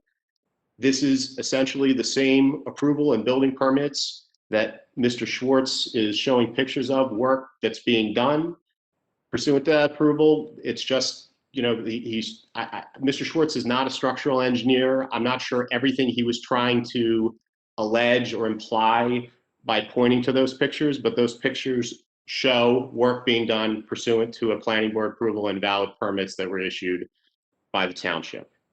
Now, as we know why we're here, recently it came to MAP's attention through no fault of Montclair Acquisition Partners that the utilization of the lift and slide mechanism is no longer going to be feasible due to issues with the installation, among other things. The mechanisms were never fully installed, nor is it placed in service. As mentioned at the very first meeting on this current application, MAP is pursuing litigation against the provider of the lift and slide mechanism. And as a result, we filed this application for minor site plan approval, again, without any deviations or variances, to allow the parts of the lift and slide to be removed and to extend the floor plates along the various levels of the garage in order to mitigate potential parking impacts by providing maximum parking capacity. And in addition, the application doesn't seek any modification, again, to the facade whatsoever. The extension of the floor plates does not require the destruction of the facade or the foundations along Orange Road. And as a result of Montclair Acquisition Partners' proposal and efforts, the deck, if this application is approved, will have 574 parking spaces, which again does not include an additional zip car credit of 15 spaces that would actually bring that number to 589 spaces. Now, if the lift and slide were able to be installed, the Orange Road deck would have had 614 parking spaces. So there is a loss of parking. It's a net loss of 40 spaces if you just look at parking spaces, but if you add in the zip car credit, it's only a net loss of 25 parking spaces. And this is a deck that's never come close to being filled to capacity. As you've heard testimony from Montclair Acquisition Partners parking expert Michelle Bryhoff, the average pre-COVID demand, and this is after the hotel was opened and operating, the average garage occupancy was 270 cars. As you heard in testimony, when the garage was busy on occasion, 15% of the time, it went to 315 cars in the garage. And at the absolute peak, which I believe was a special event at the hotel, there was testimony to that effect, there were 438 cars in the garage. There has never been 574 cars in this garage. But because the board has expressed concern that there could be occasions involving future special events at the hotel, during which parking would be a premium, requiring up to 687 spaces, Montclair Acquisition Partners provided the testimony of Mr. Sokich. He's a parking expert qualified by the board who's testified as to the capacity of the deck if he were to manage it under the full valet condition according to the plans submitted. And he concluded that with all users parked, with a hotel event, he'd be able to manage the deck so as to provide parking for at least up to 692 cars. And I know we talked about this before, but remember the deck was already approved in 2012 to allow that where it could be valeted up to 686 cars.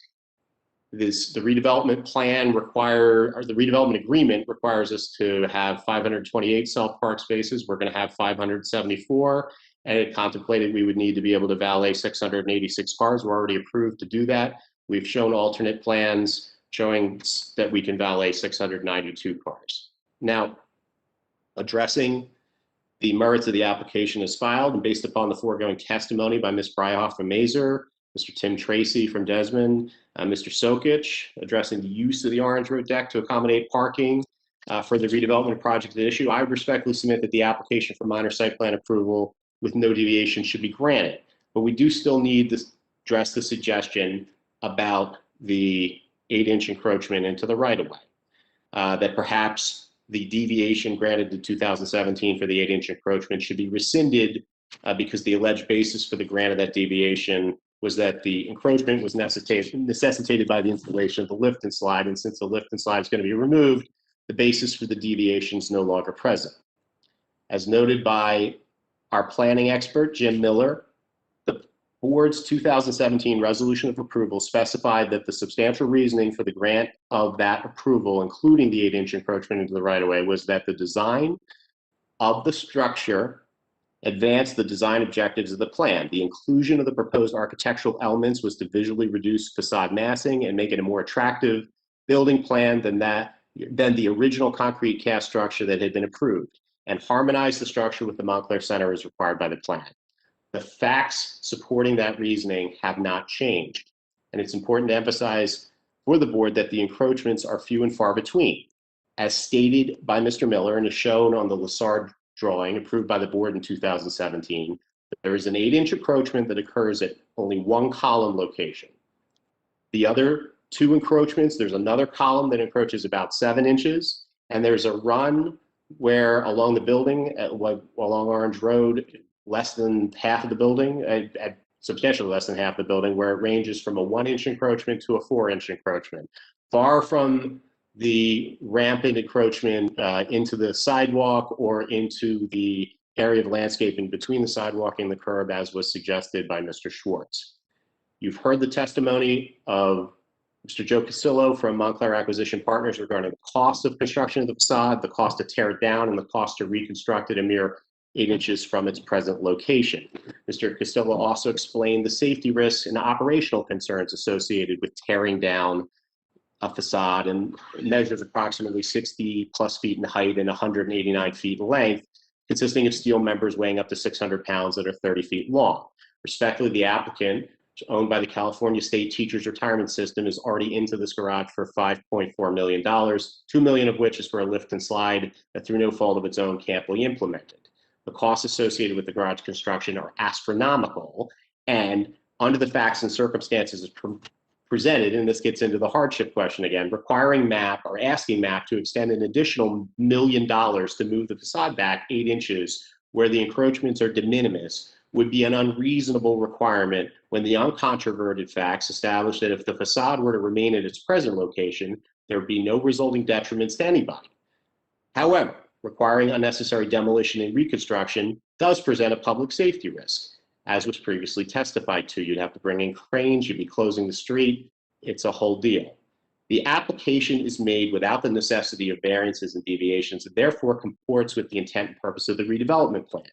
The applicable provisions of the redevelopment plan require that sidewalks be maintained 4 feet wide for safety, and that's what's required, that's what's approved, that's what's been built, that's what's going to remain.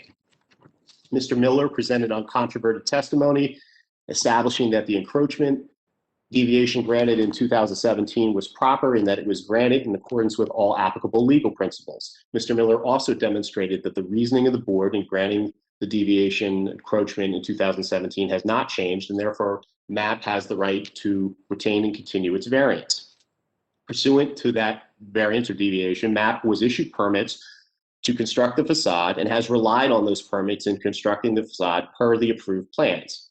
MAP's rights pursuant to the approval are vested. The board's legal authority is limited to that which is granted by the legislature. There is no authority permitting a board to rescind a lawfully granted variance or deviation absent perhaps fraud or deliberate misrepresentation. And there is no legal or planning justification based on the testimony presented that allows the board to rescind a previously lawfully granted variance, deviation, or approval where the rights of the applicant have vested, as is this case. MAP is not seeking permission to alter the approved building facade. The application seeks minor site plan approval without variances or deviations to extend the internal floor plates. Under the facts presented and supported by the testimony of MAP's representatives and witnesses, its traffic engineer, its parking expert, its professional planner, I submit the only reasonable course is for the board to approve the application as submitted. And again, we would be happy to discuss conditions in terms of monitoring or otherwise that can help bring some assurance that that in our business interest, we will address parking demands should they increase in the future. Thank you.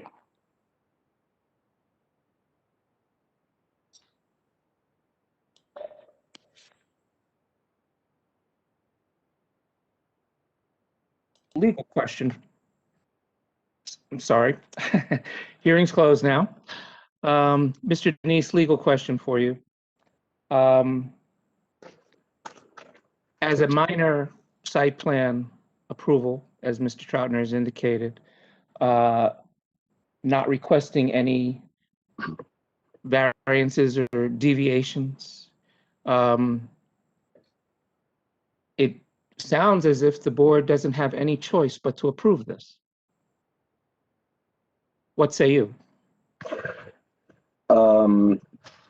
What the applicant has done or attempted to do is to present an application that comports with the redevelopment plan, with its intention and purpose. It's not that we don't have a choice. It's just that there does not seem to be any legally cognizable basis to deny the application. In other words, is that, go ahead, I'm sorry, go ahead. Yeah, in other words, when in 2017, the applicant received its approvals for variances or deviations from the plan, those essentially run with the land. And the applicant is within its right to say today in 2021, those rights have vested. We're entitled to rely on them. With regard to the current application, since there are no requests for deviations and since there is no request for any variance, the board has to look to see whether or not the application comports with the plan. And if it does, I don't see a basis to deny the application. So what role does the parking issue that we've spent a lot of time talking about, what role does that have in that whole scenario? So that question begs the question of what I think would happen were this to go to court. And in my view, and it's only my opinion, and I don't purport to be a parking expert, but if the applicant comes before the board and says, that slip and slide mechanism, it ain't going to work, but we're proposing a net reduction of a de minimis amount of parking spaces, notwithstanding the stacking of 8 and 9 deep. But if we're proposing a de minimis reduction, I believe, and again, it's just my experience that speaks, but a Superior Court judge would say, there's no major change here.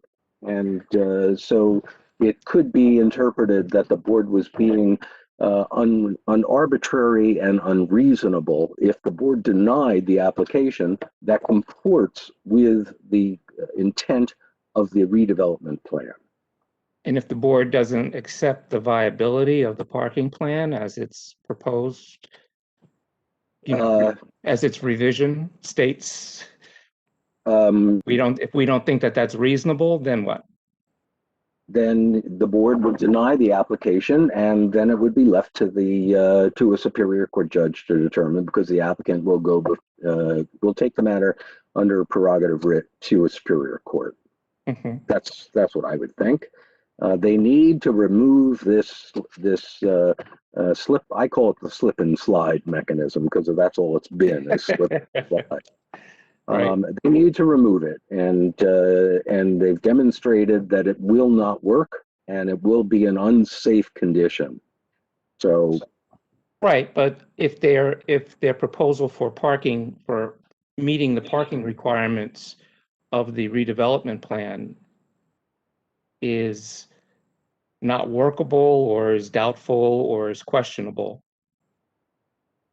we just have to accept it? Unfortunately, given the fact that this is a board and it is hearing an application, the board only has two choices, or one choice with two alternatives, either to approve the application or deny the application. That is your obligation as a board. Right.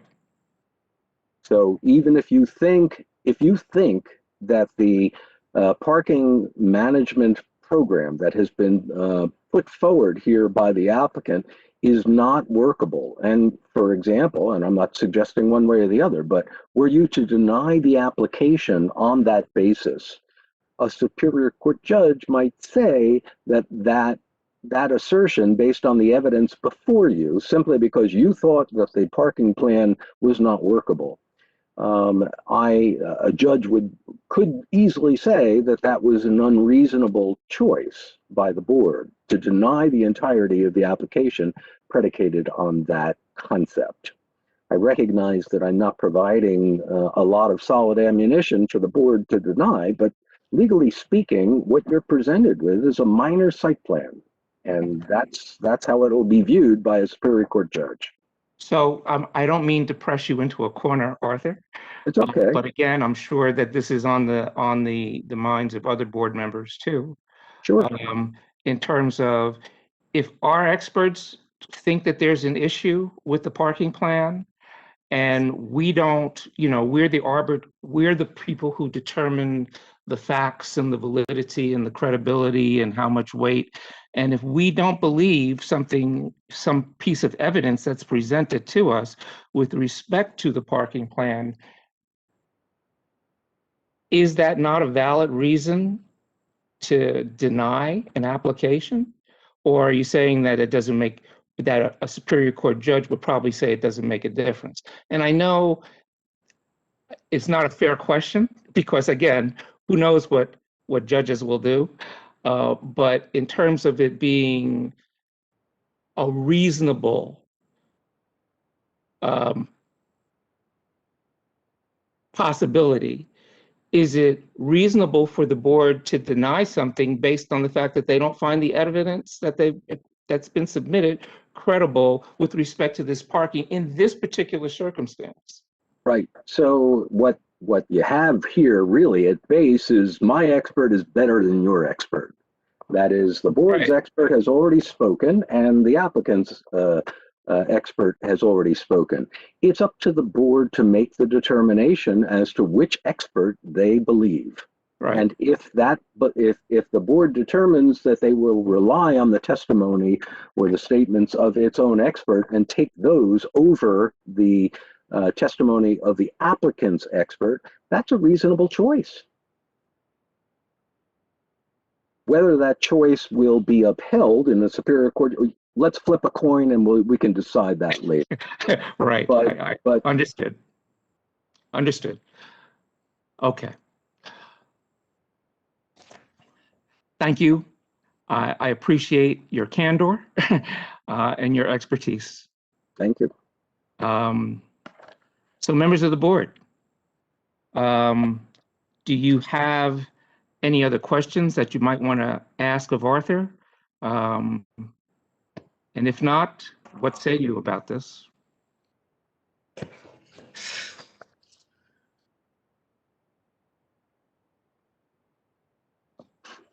Carmel? I do kind of have a question of Arthur. I find it hard to think of the process as each application being seen in isolation. It seems from the get-go this was a continuous process where, as they began their work, they found something that needed changing, they came before us, we looked at it, and you're all the whole time you're looking at the same installation and changes to a parking lot. So I see where you're saying that in each step of the process, the applicant is vested in the rights that were approved. But I find that, I find that hard to take, because it does seem to me you could not look at each step of the process in isolation. They're all bound together. I understand that, Carmel. I understand why you view it that way, because that's exactly what's gone on here. This has been from 2013 up into including today. It's been a process. But in my view, the way the MLUL works is that these applications that have become before you have been the equivalent of chapters of a book. And you come to the end of one chapter and it has its denouement, and you move on to the next chapter and it's a new chapter. And so too with the board's resolutions. Once a resolution has been adopted by the board, that closes the chapter. And then the applicant, if it has to or needs to or wants to, comes back before the board either on an amended site plan or on a different site plan or something else. And the law speaks to both amended as well as new site plans given the same project. We don't need to get into that now. The analogy to a book, I think, is probably sufficient to address what you were concerned about.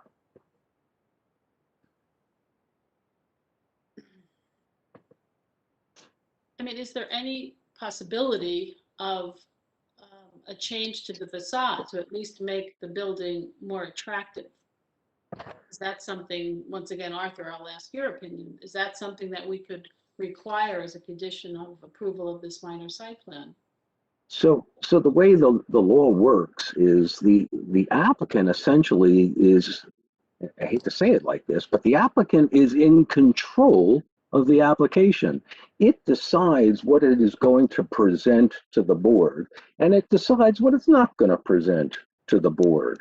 And so under those circumstances, what it is coming here to before this board on this application for has nothing whatever to do with the facade. The Yeah, board, I understand that, but kind of as a, I mean, I know we're not responsible for negotiating things, but it certainly strikes me that the town is the loser in all of this. We have less parking, we have an ugly facade, or I'm going to call it just for extreme purposes, an unattractive facade, less parking, and we've given over public space for no benefit to us, really. So well, why is that acceptable? it was acceptable to the board back in 2017. That's why it granted the applicant's application back then. Now I've heard Mr. Schwartz essentially say that the applicant sold the town and the board a bill of goods, and I'm not so sure. In the absence of a full-blown investigation, I'm not so sure that those allegations are true. If there were false testimony, if the supposition or the basis on which the board made its determination was truly false, that is, that it was a complete and utter misrepresentation, then the board could take the applicant to court and try and overturn its own resolution in that regard. In fairness, and I have to be candid, I don't see that. I don't see those facts in this circumstance. I don't see a basis for going to court, the board going to court to overturn what it determined back in 2017. So I understand the frustration. I understand that the facade is not appealing, and I understand that the township has taken it on the chin. Unfortunately, legally speaking, I don't see many alternatives. I mean, the board could certainly deny the application if it was of a mind to do that. But as I've indicated earlier, I think a Superior Court judge might look at the evidence and determine the circumstance differently. Well, therefore, it just seems like we've gone through hours of testimony where the result was kind of predetermined. Well, what the applicant has done very adroitly and very intelligently is to lay out a basis for what it is that they are seeking. There is evidence. You as a board and you as a board member are obligated to listen to the evidence and base your opinion on the evidence presented. The applicant has done a fine job, at least in my view, of presenting a full-blown record of evidence that you'll have to determine can be overcome by what you believe insofar as your own experts have told you. Yes, So our I don't own think it's expert is a neutral person. He has got no financial interest, where you have a parking management company has a financial interest, you have the applicant has a financial interest. And, to me, it's kind of, I am kind of guided by my own neutral, I'll call it neutral expert. and I understand that completely. What else can you rely on, Carmel? You're a human being. You're a board member. It's your experience and your view that is really important. Well, I feel sad and I feel duped by this whole thing. This is really very, very sad for our town that this even happened. And a waste of time. And you're talking, and this is, I'm probably the only person here that waited an hour for her car to come out of the valet parking. And this, as they said, how smoothly it's going to run. It certainly didn't run smoothly the night my valet parked my car at an event there.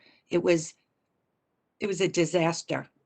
And I feel this whole thing was, I just feel duped. It's really sad. Yeah, I also have that sort of concern, and that is that we made a bargain for a certain number of parking spaces. And it looks as though we're not going to get them because our expert, and I think that I agree with Carmel that, that's why we have our experts, so that we can get an unbiased, measured opinion. And our expert doesn't have a lot of faith in the fact that this is going to work for the kind of situation it's supposed to serve.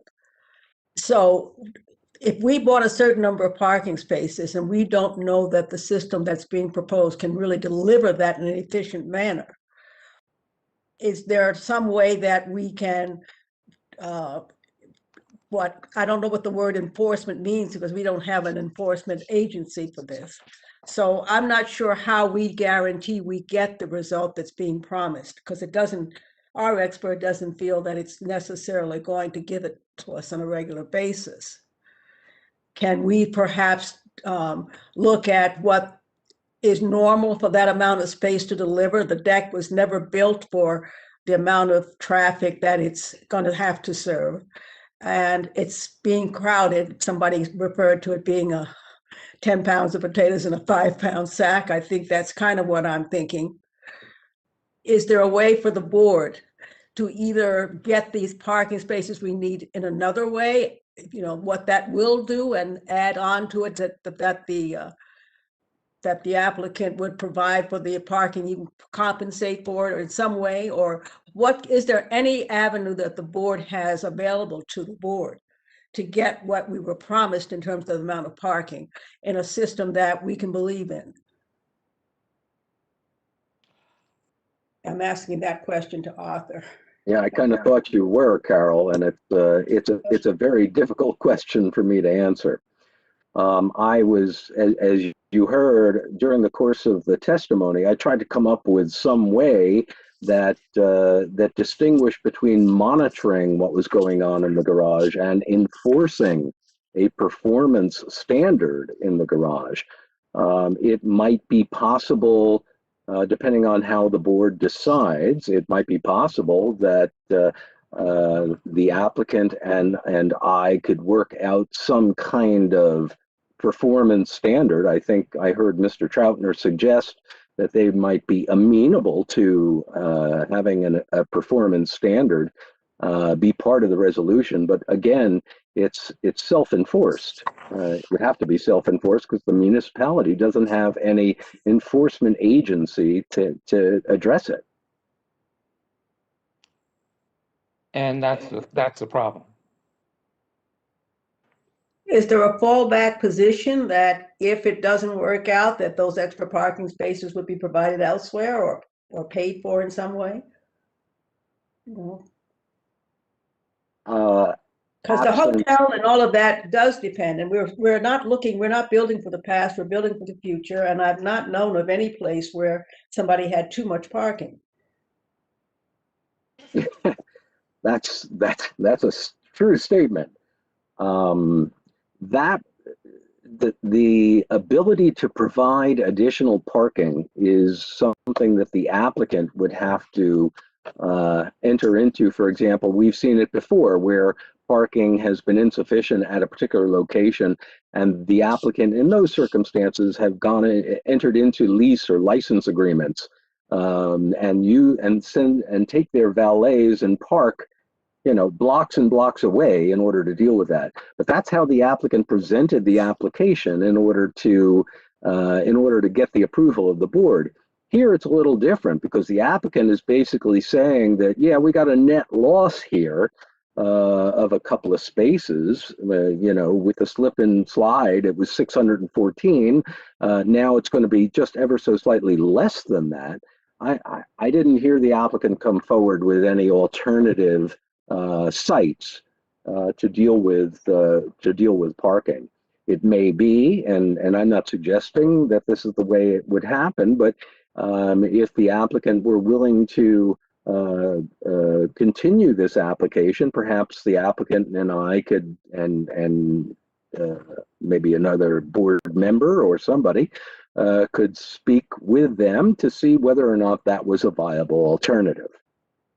But so let me ask you this: would it be possible for the applicant to offer to the board, as a means to make the board more comfortable, an agreement that if there are performance, agreeing to certain performance standards, and that if those standards aren't met, that they would agree to, on a contractual agreement, agree to compensate the town, in terms of some sort of financial penalty or whatever for violation of the performance standard.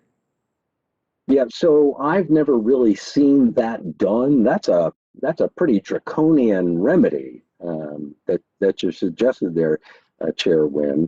Like I said, it would be something that the applicant would have to offer. I don't think we could impose that upon them. Right.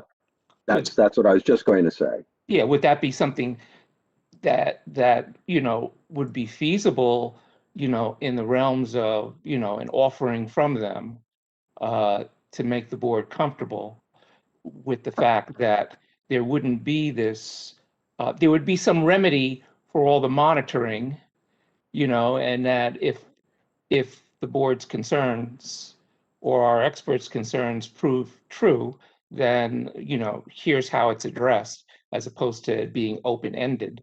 Sorry to interrupt, Mr. Chairman, but I would think that Carol Willis's suggestion of some sort of alternative site for parking would have a better flavor to it than, say, providing in a resolution for some sort of financial penalty paid to the town. I hear you, but I just don't. I don't see Carol's solution as practical, because I don't know. There's where in the vicinity could you put additional parking? I'm saying that there is a school right across the street that probably doesn't operate at night very much, and then there's the Board of Ed parking lot down the road.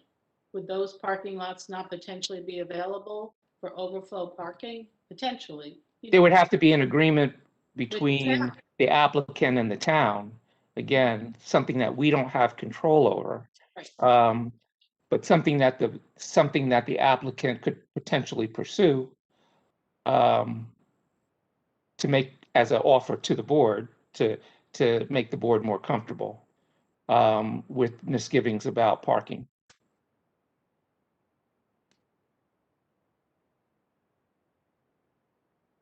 Without the applicant's feedback in these regards, I guess we're sort of in a stalemate. Speculation. Mr. Troutner, do you want to weigh in, or do you want to have an offline discussion, or do you just want to let the application go forward as is? Can you give me a moment to talk to my client? Is that acceptable? Of course. Thank you. I'll be back in a moment. Okay.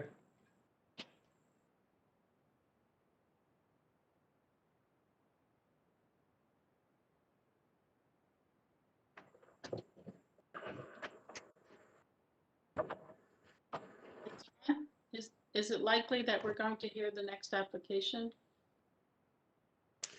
I think so. It's a pretty quick application. I don't think it should take too long. If not, we can continue it to the next meeting, but we do need to do the council referral because we have a time limit on that.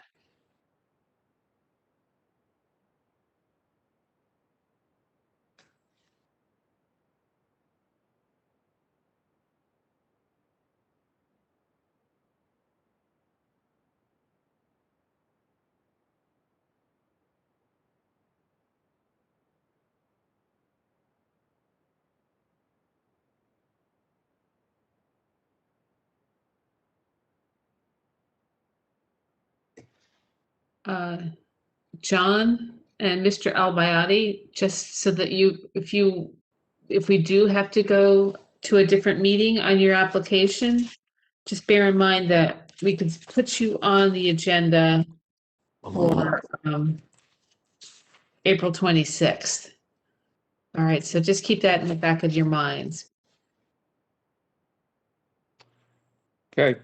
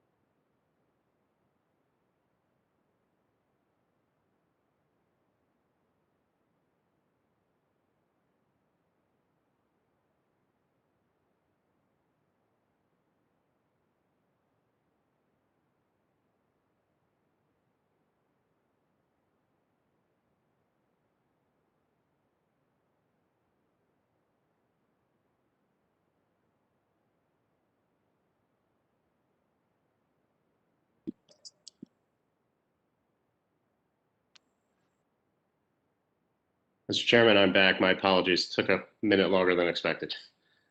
No problem.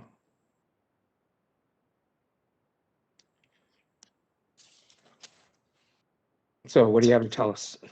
So, I don't know if this is something that, Mr. Chairman, you or the board would be amenable to, but Mr. Neese suggested a moment ago that perhaps there was a way that the applicant, working with him through me, we could come up with some sort of agreement that articulates, I know the word performance standard was used, and perhaps penalties for failure to meet the performance standard. The way we were looking at it is something to articulate, I guess, an enforcement mechanism that has a financial consequence on the applicant or the property owner if what was suggested to the board as to how this deck will operate turns out to be not how it's operating. That's what we're. I don't. Unfortunately, what I don't think we can do is probably write this on the fly as we sit here. So what I was going to request respectfully was perhaps this could be carried to. I assume the board has another meeting in 2 weeks. I don't know if there's availability on the agenda, but maybe Mr. Neese and I could try and come up with something to present in the form of a condition of approval for the board to consider an outline of that type of agreement. I could put you on the agenda for April 26th. What does the rest of the board think about that? It sounds like a reasonable thing to do. I agree. I would agree with that as well.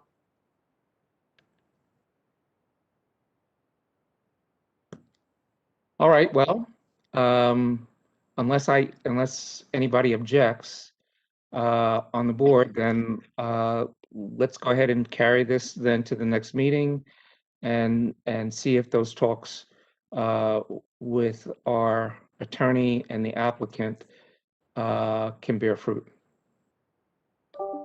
And Mr. Troutner, will you extend the time of decision to the 26th? Arthur, Yes.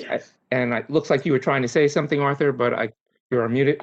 I was. I don't know how I got muted. I would just like to confirm, are there any other issues that the board has discerned that you might want to make part of those discussions?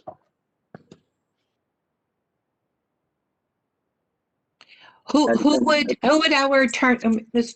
would Attorney Ness discuss things with on the board to translate over to the applicant? I would to the extent we have any kind of conversation of any value, I would report to the chair and vice chair, if that would be okay. That would be acceptable. I think that's a good plan. Yeah. Perhaps Mr. Giosa could help as well, since he does have a lot of experience in managing parking. You know what? That's a terrific idea. I agree. Okay. I'd be happy to help out in any way, Arthur. Just let me know. Very good. Thanks, Jerry. Yep, no problem. Yes, thank you, Jerry. All right, then let's do that, and we'll carry this to our next meeting, and again, see if we can come up with something that might serve to allay our concerns about the parking. Mr. Troutner, if there's nothing else, then thank you. Thank you, Mr. Chairman. Thank you, members of the board. And we will see you next meeting. Great. Thank you. Have a good evening. You too. Same to you. Thank you. I would like to at least start the application to see how far we can get with it. Within the next half hour or so. Are there any members of the board that need to take a break? Because I know we've it's 10:05 now, so we've kind of gone straight through. Chairman, I'll just throw out, I doubt there's going to be general parking, only parking issues and not general traffic issues, but if you need me, I'm available. Great, thank you. Sure. Okay, Mr. Guadagnoli, I've made you a panelist. You just need to unmute yourself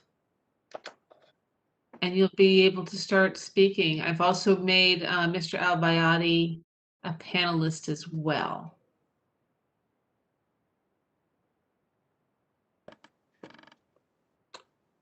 There you go, Okay. John. I'm ready. Okay. All right, well, if everybody on the board feels comfortable with proceeding, then let's go. Let's see what we can get done. Shall I begin? Yes. Okay. I don't know if I have to be sworn in or anything like that. Yes, you do. You do. So if I could ask you to raise your right hand, do you solemnly swear that the testimony you're about to give will be the truth, the whole truth, and nothing but the truth? I do. Would you please state your full name and business affiliation for the record? John Guadagnoli, Architect PC. I'm at 120 Walnut Street in Montclair. Mr. Neese, just for the record, this is the public hearing for minor site plan approval at 224 Lorraine Avenue to convert the second floor office use in the building in the back of the lot to an apartment. Do you have exhibits that were marked, Janice?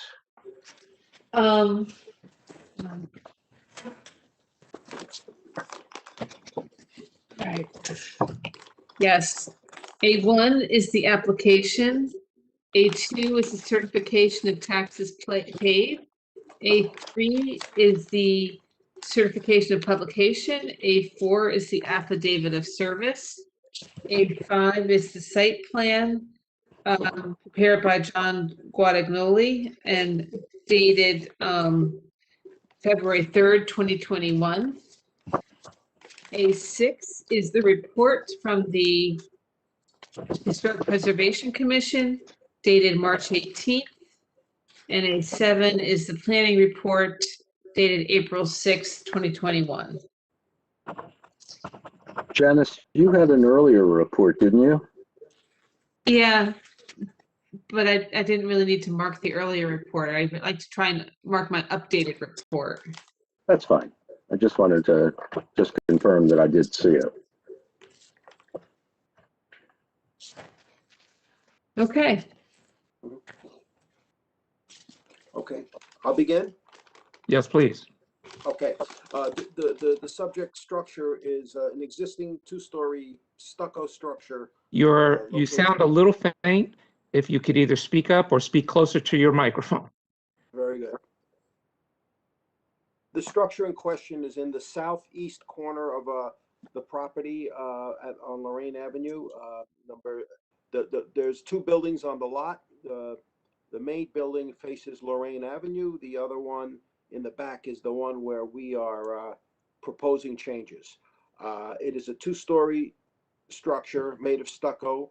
Currently, the ground floor is used as like a business, and the upstairs was an office that was rented out. The owner of the property, Mr. Al-Bayati, wishes to convert that office on the second floor to a two-bedroom apartment, which is a permitted use on the second floor in this zone. The changes involves some interior partitions to create bathrooms and a bedroom, really. And the other changes, of course, are the windows, which currently there are very few windows, and they don't meet the egress requirements for an apartment. So we created the windows, typical ones you'd find in the living room, in the bathrooms, and in the bedrooms. And that's really it. It's really just an internal alteration. We are not changing the size of the building, or we are not changing or shrinking the building either. We're not making it bigger or smaller. The air conditioning systems are exactly, they won't change. So the condenser units are in the rear of the building, are not changing. We're simply rerouting some ductwork within the building. So as far as the public is concerned, they're going to see, aside from an exterior graphic paint project, they're going to see a few more windows, but that's it. As far as the site was recently granted approval a few months ago, and so the owner agrees to redo the parking lot and stripe it and pave it as per what was agreed to. And we'd like to do it all in one operation.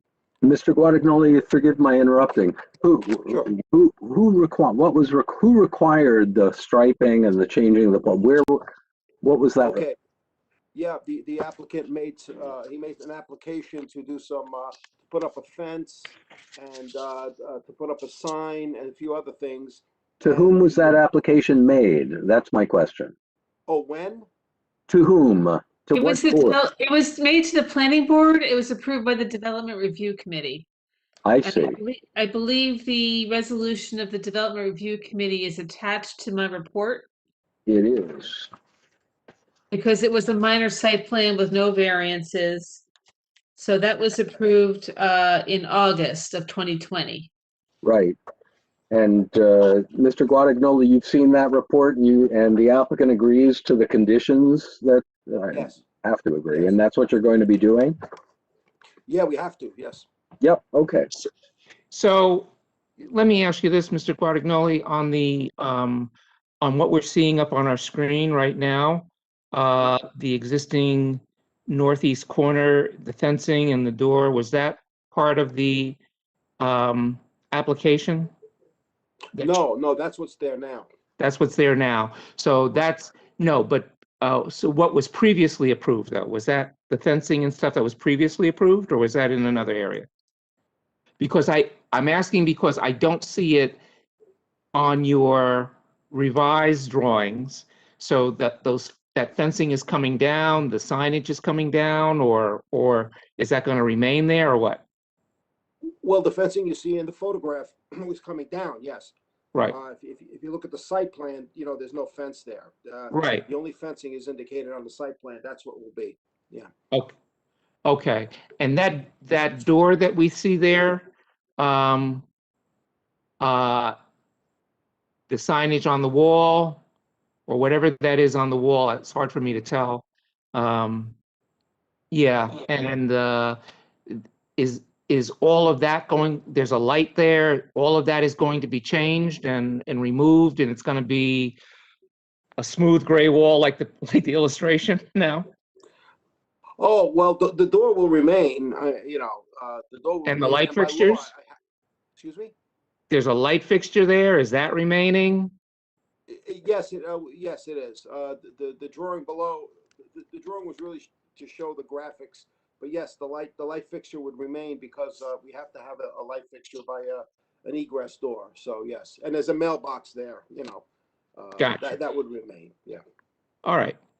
Yeah. Just for the board's benefit, because the Development Review Committee did review this for the minor site plan, they changed the circulation pattern and cleaned it up here so that it's a one-way circulation pattern. They created some parking spaces for the use, created the trash enclosure, identified the area for the HVAC, and eliminated a lot of that unnecessary fencing. That was all part of the August 2020 minor site plan that was approved by the Development Review Committee. Okay.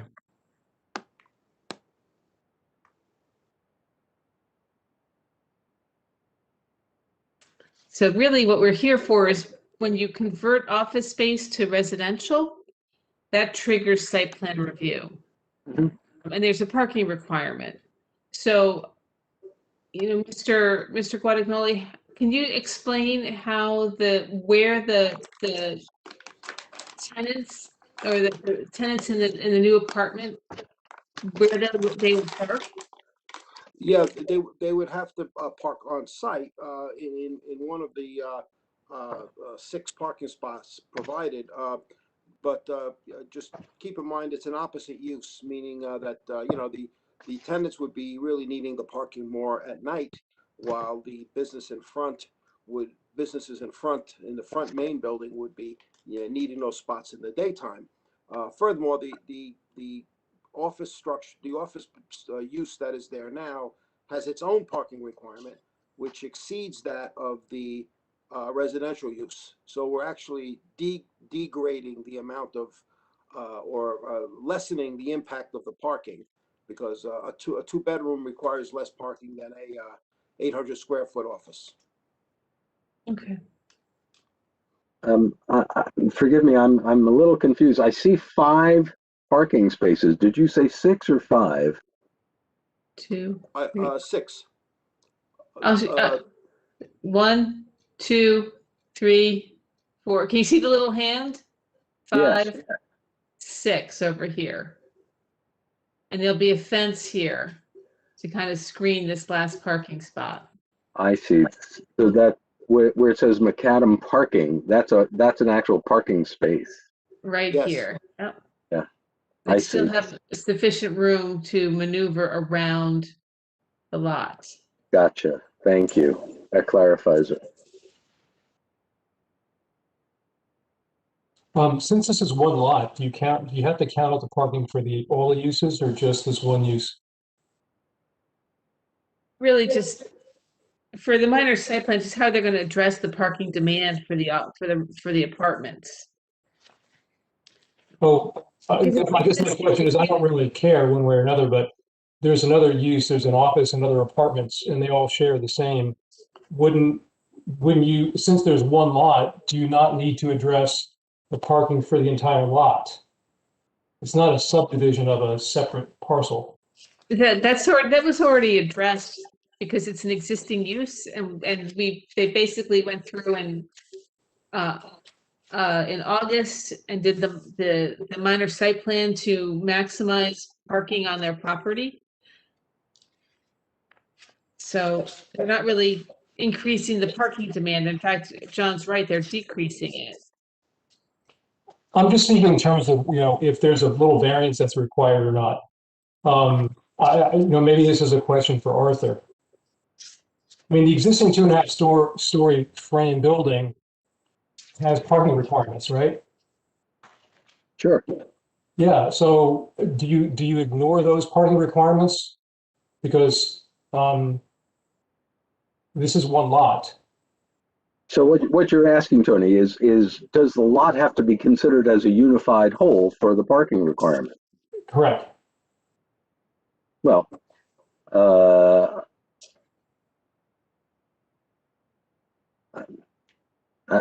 I don't know the answer to that because there are RSIS standards that weigh in here. Janice, what do you think? Yes, it's RSIS, and it's really not a variance. It's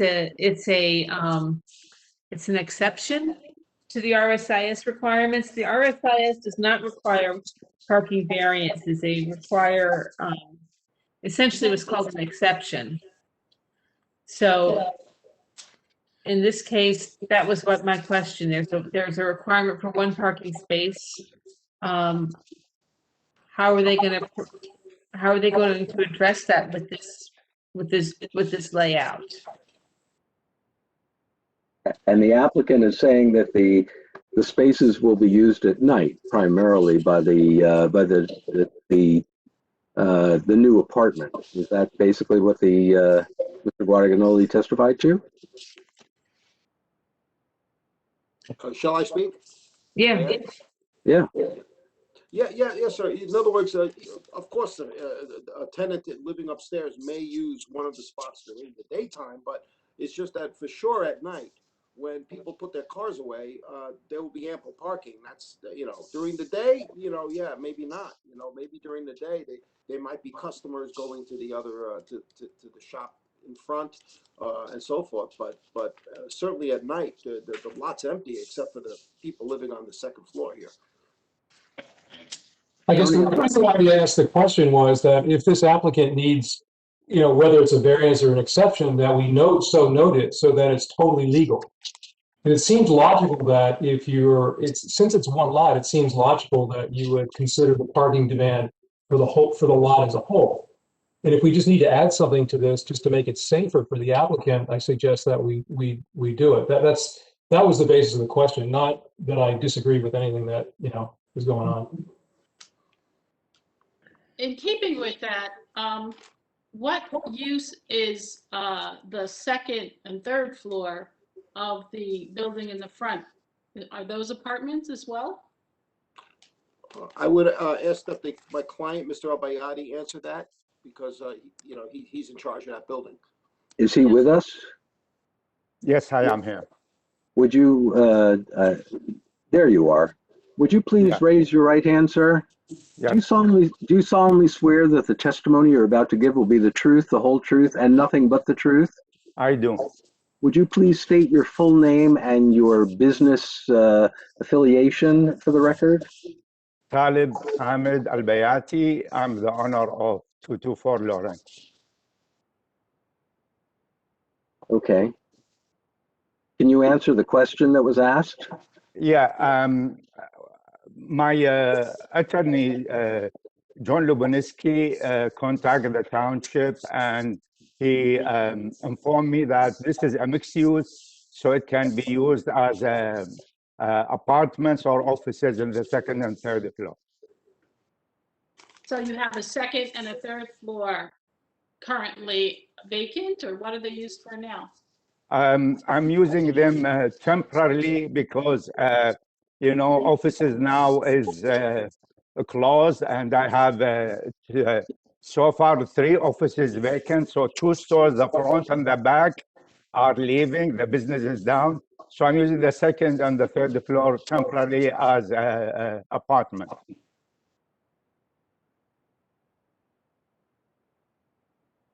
So what would be the parking requirements for a setup with 2 apartments and 1 retail space in the front building, and then 1 apartment and I guess retail space in the back building? Strikes me that 6 parking spaces is not that much.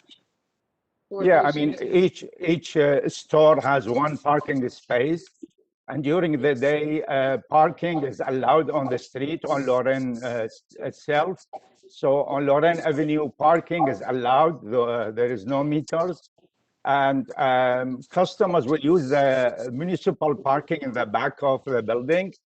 And in the evening, we have 6 car parks, so it's enough for the apartments. But during the day, each store, which is a front store and back store, they will have 1 space also.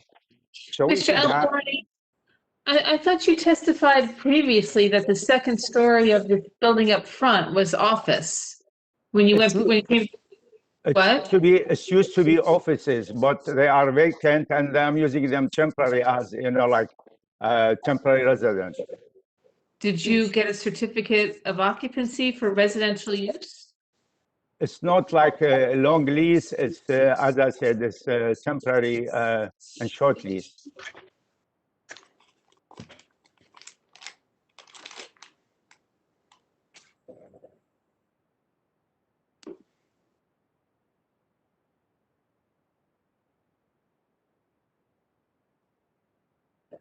Okay, well, let's table that issue for the moment. Yeah.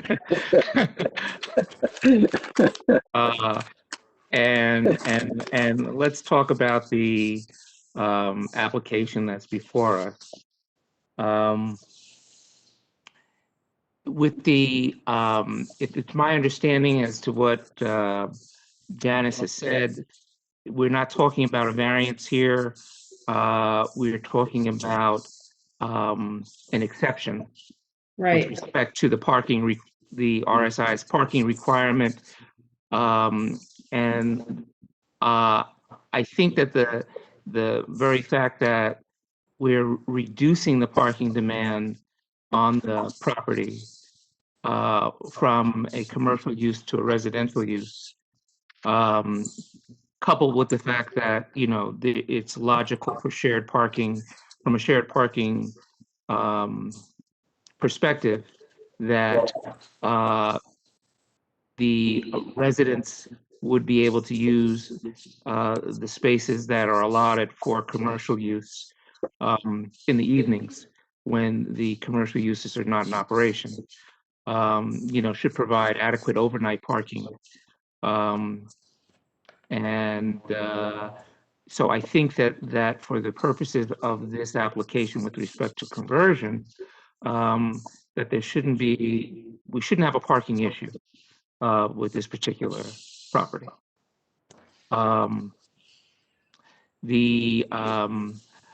Mr. Guadagnoli, do you have any other information that you want to give to us about this application? No, not really. I mean, because it's really nothing is changing, other than a use in one part of one building in the back. So, impact wise, it's nil. There's no additional impact by what we are proposing, and so we just ask that this office space is not in demand, but apartments are, and that's kind of why this is being done. But I just ask that you approve it. Thank you. And you have no issue, the applicant has no issue with complying with the requirements of the Historic Preservation Committee's recommendations. Looks like what they're submitting pretty much does try to comport to their suggestions, but there's no problem with complying with what they've recommended. No, not at all. In fact, yeah, no, that's fine. Yes, they want us to stucco the building and prepare it properly for the graphics. And there's some greenery near the door that is there now that we must clean up a little. And yeah, that's not a problem. I have a question. Can I ask my question? Yes. So the HPC didn't agree on what that little parapet should be, whether wood or zinc, dark gray zinc. You know what I'm talking about? In the picture, it's brown. Yes. The canopy. You can't hear me? Okay. In the picture, that brown bit there, Yes. the HPC suggested it should be either dark gray zinc or wood. I'd like to suggest that dark gray zinc, in my view, would be a better material to use because it's more long lasting. And it would kind of go with the look of the building if you're looking for this modern-ish kind of thing, a dark gray rather than wood. I would suggest might be better if we have an opinion here. And my other question is, so you're using all these colors. Are you going to prepare or use paint that make it like a smooth or glossy finish to make it, you're not just painting the stucco blue and painting it yellow. Are you doing something special with the surface so that looks kind of, I don't know what I'm striving for, but it has a better, like a glossy or a deep epoxy look to it or something? No, actually, what the intention was to really make it give it a texture of to the best we can of a canvas, to give it a slight, just a slight, because if it's glossy, you see it gets reflective.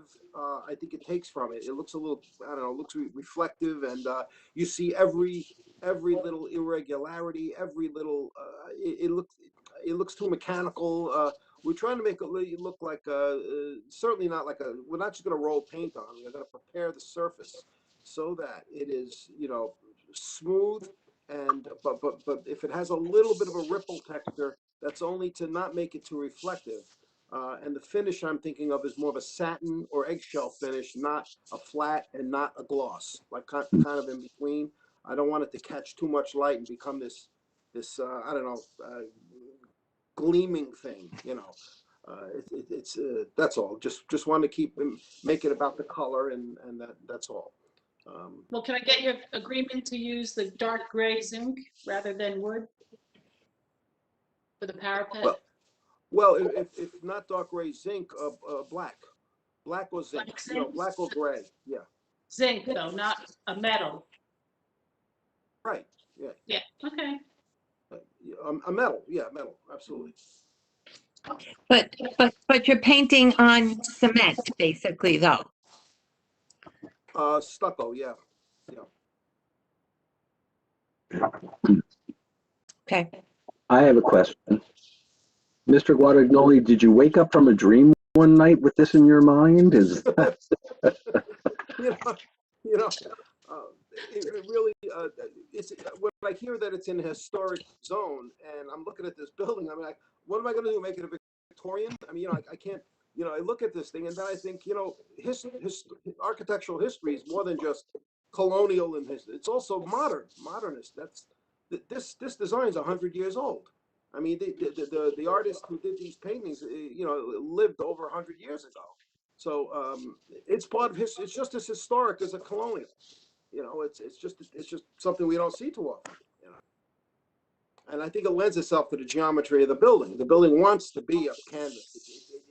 Certainly, I certainly give you credit for your imagination and creativity. You know, in trying to create a work of art out of a block. And by the way, I would never have done this if it were like right on Lorraine Avenue or in another area. Like, you know, I'm not trying to make a big statement here. It faces an ugly parking lot. Yeah. You know, and I thought that this was the perfect solution for it. That's all. I would have never put this in a place next to you know, on Lorraine or on one of the other beautiful streets in town. You know, but I just thought this was the right design at the right place to do it. That's all. I think it's a nice point of interest for the parking lot. Yeah, definitely.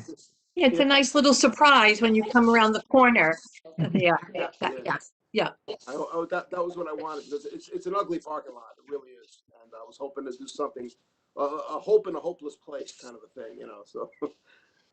Will they be selling French crepes out of the first floor? Is that what's going to happen there? Mr. Al-Bayati, can you answer that, please? Any other questions, you know, from the members of the board? Are there any members of the public that wish to comment or question with respect to the application?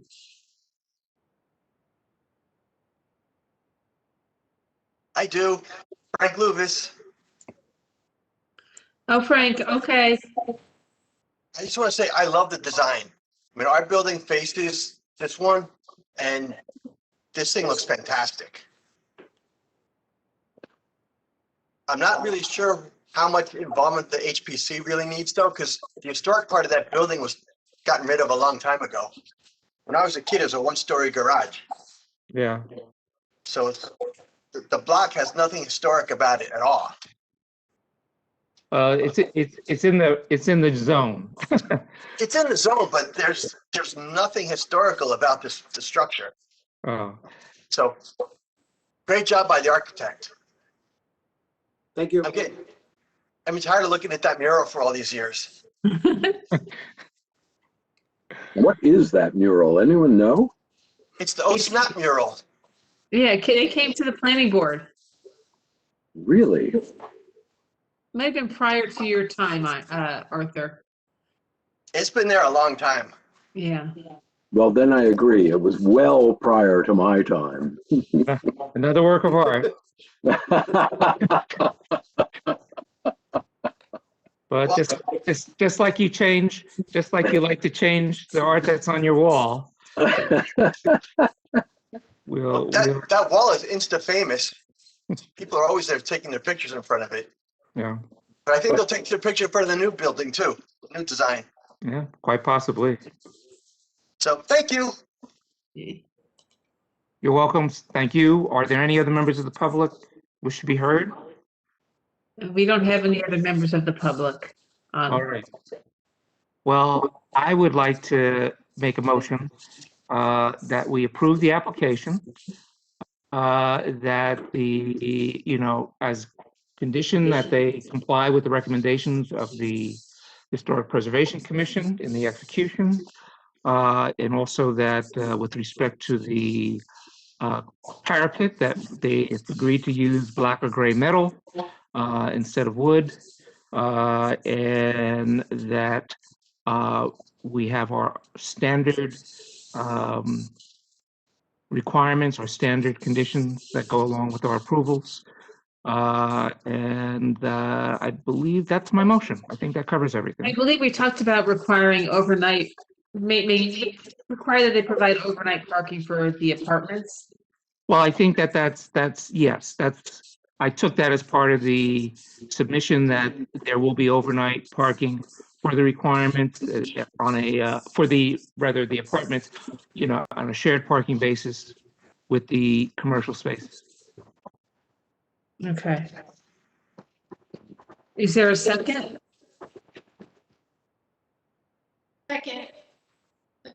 Is that Carmel? Okay. Yep. Do you want me to do a roll call or? I think you can do all at once. All right, all in favor? Aye. Any opposed? Aye. Any abstentions? You put me down as an abstention. Okay. All right, you're approved. All right. Thank you very much. Thank you. Thank you. Good luck with your project. Thanks very much. Thank you. And we look forward to seeing the new work of art. Yes. So the final item on our agenda for tonight is referral of ordinance 021-03. This is an ordinance that the planning board has seen quite a few times, but it was introduced by the mayor and council on March 16th. It's referred to the planning board by statute, and that's what this was. It was referred to us. We have 35 days to identify any provisions in the ordinance that are inconsistent with the master plan and the recommendations concerning those inconsistencies. And the planning board's report is due by April 20th. So my suggestion is, I think we've discussed all these changes. And if you let me know if you have any comments, we do need to get it to the council.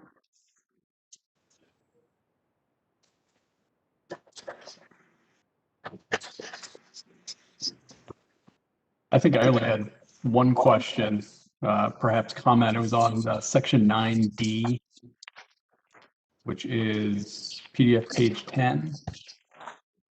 Yeah. The strikeout struck the C1 business zone, and I'm wondering if that needs to be put back in just so it's clear that in the C1 business zone, all required parking shall be provided on site.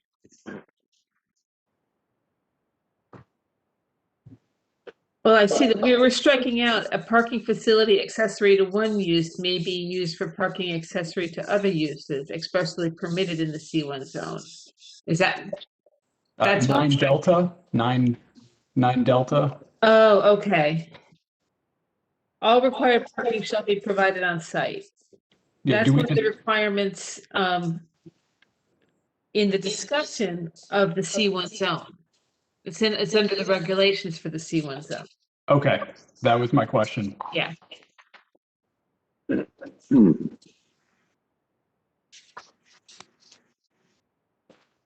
there any other questions? Yeah, I just have a question. What are we doing again? We're looking at this. Tony, as a member of the weren't you a member of the zoning subcommittee? No, I do, but I thought that we presented this to the council. Why is it coming back? I'm not clear. They introduced it, and it was just referred back to. It's really a technicality. They referred it back to the planning board, even though it originated from the planning board. Okay. Are there any changes? Did they make any changes to it? No, they did not.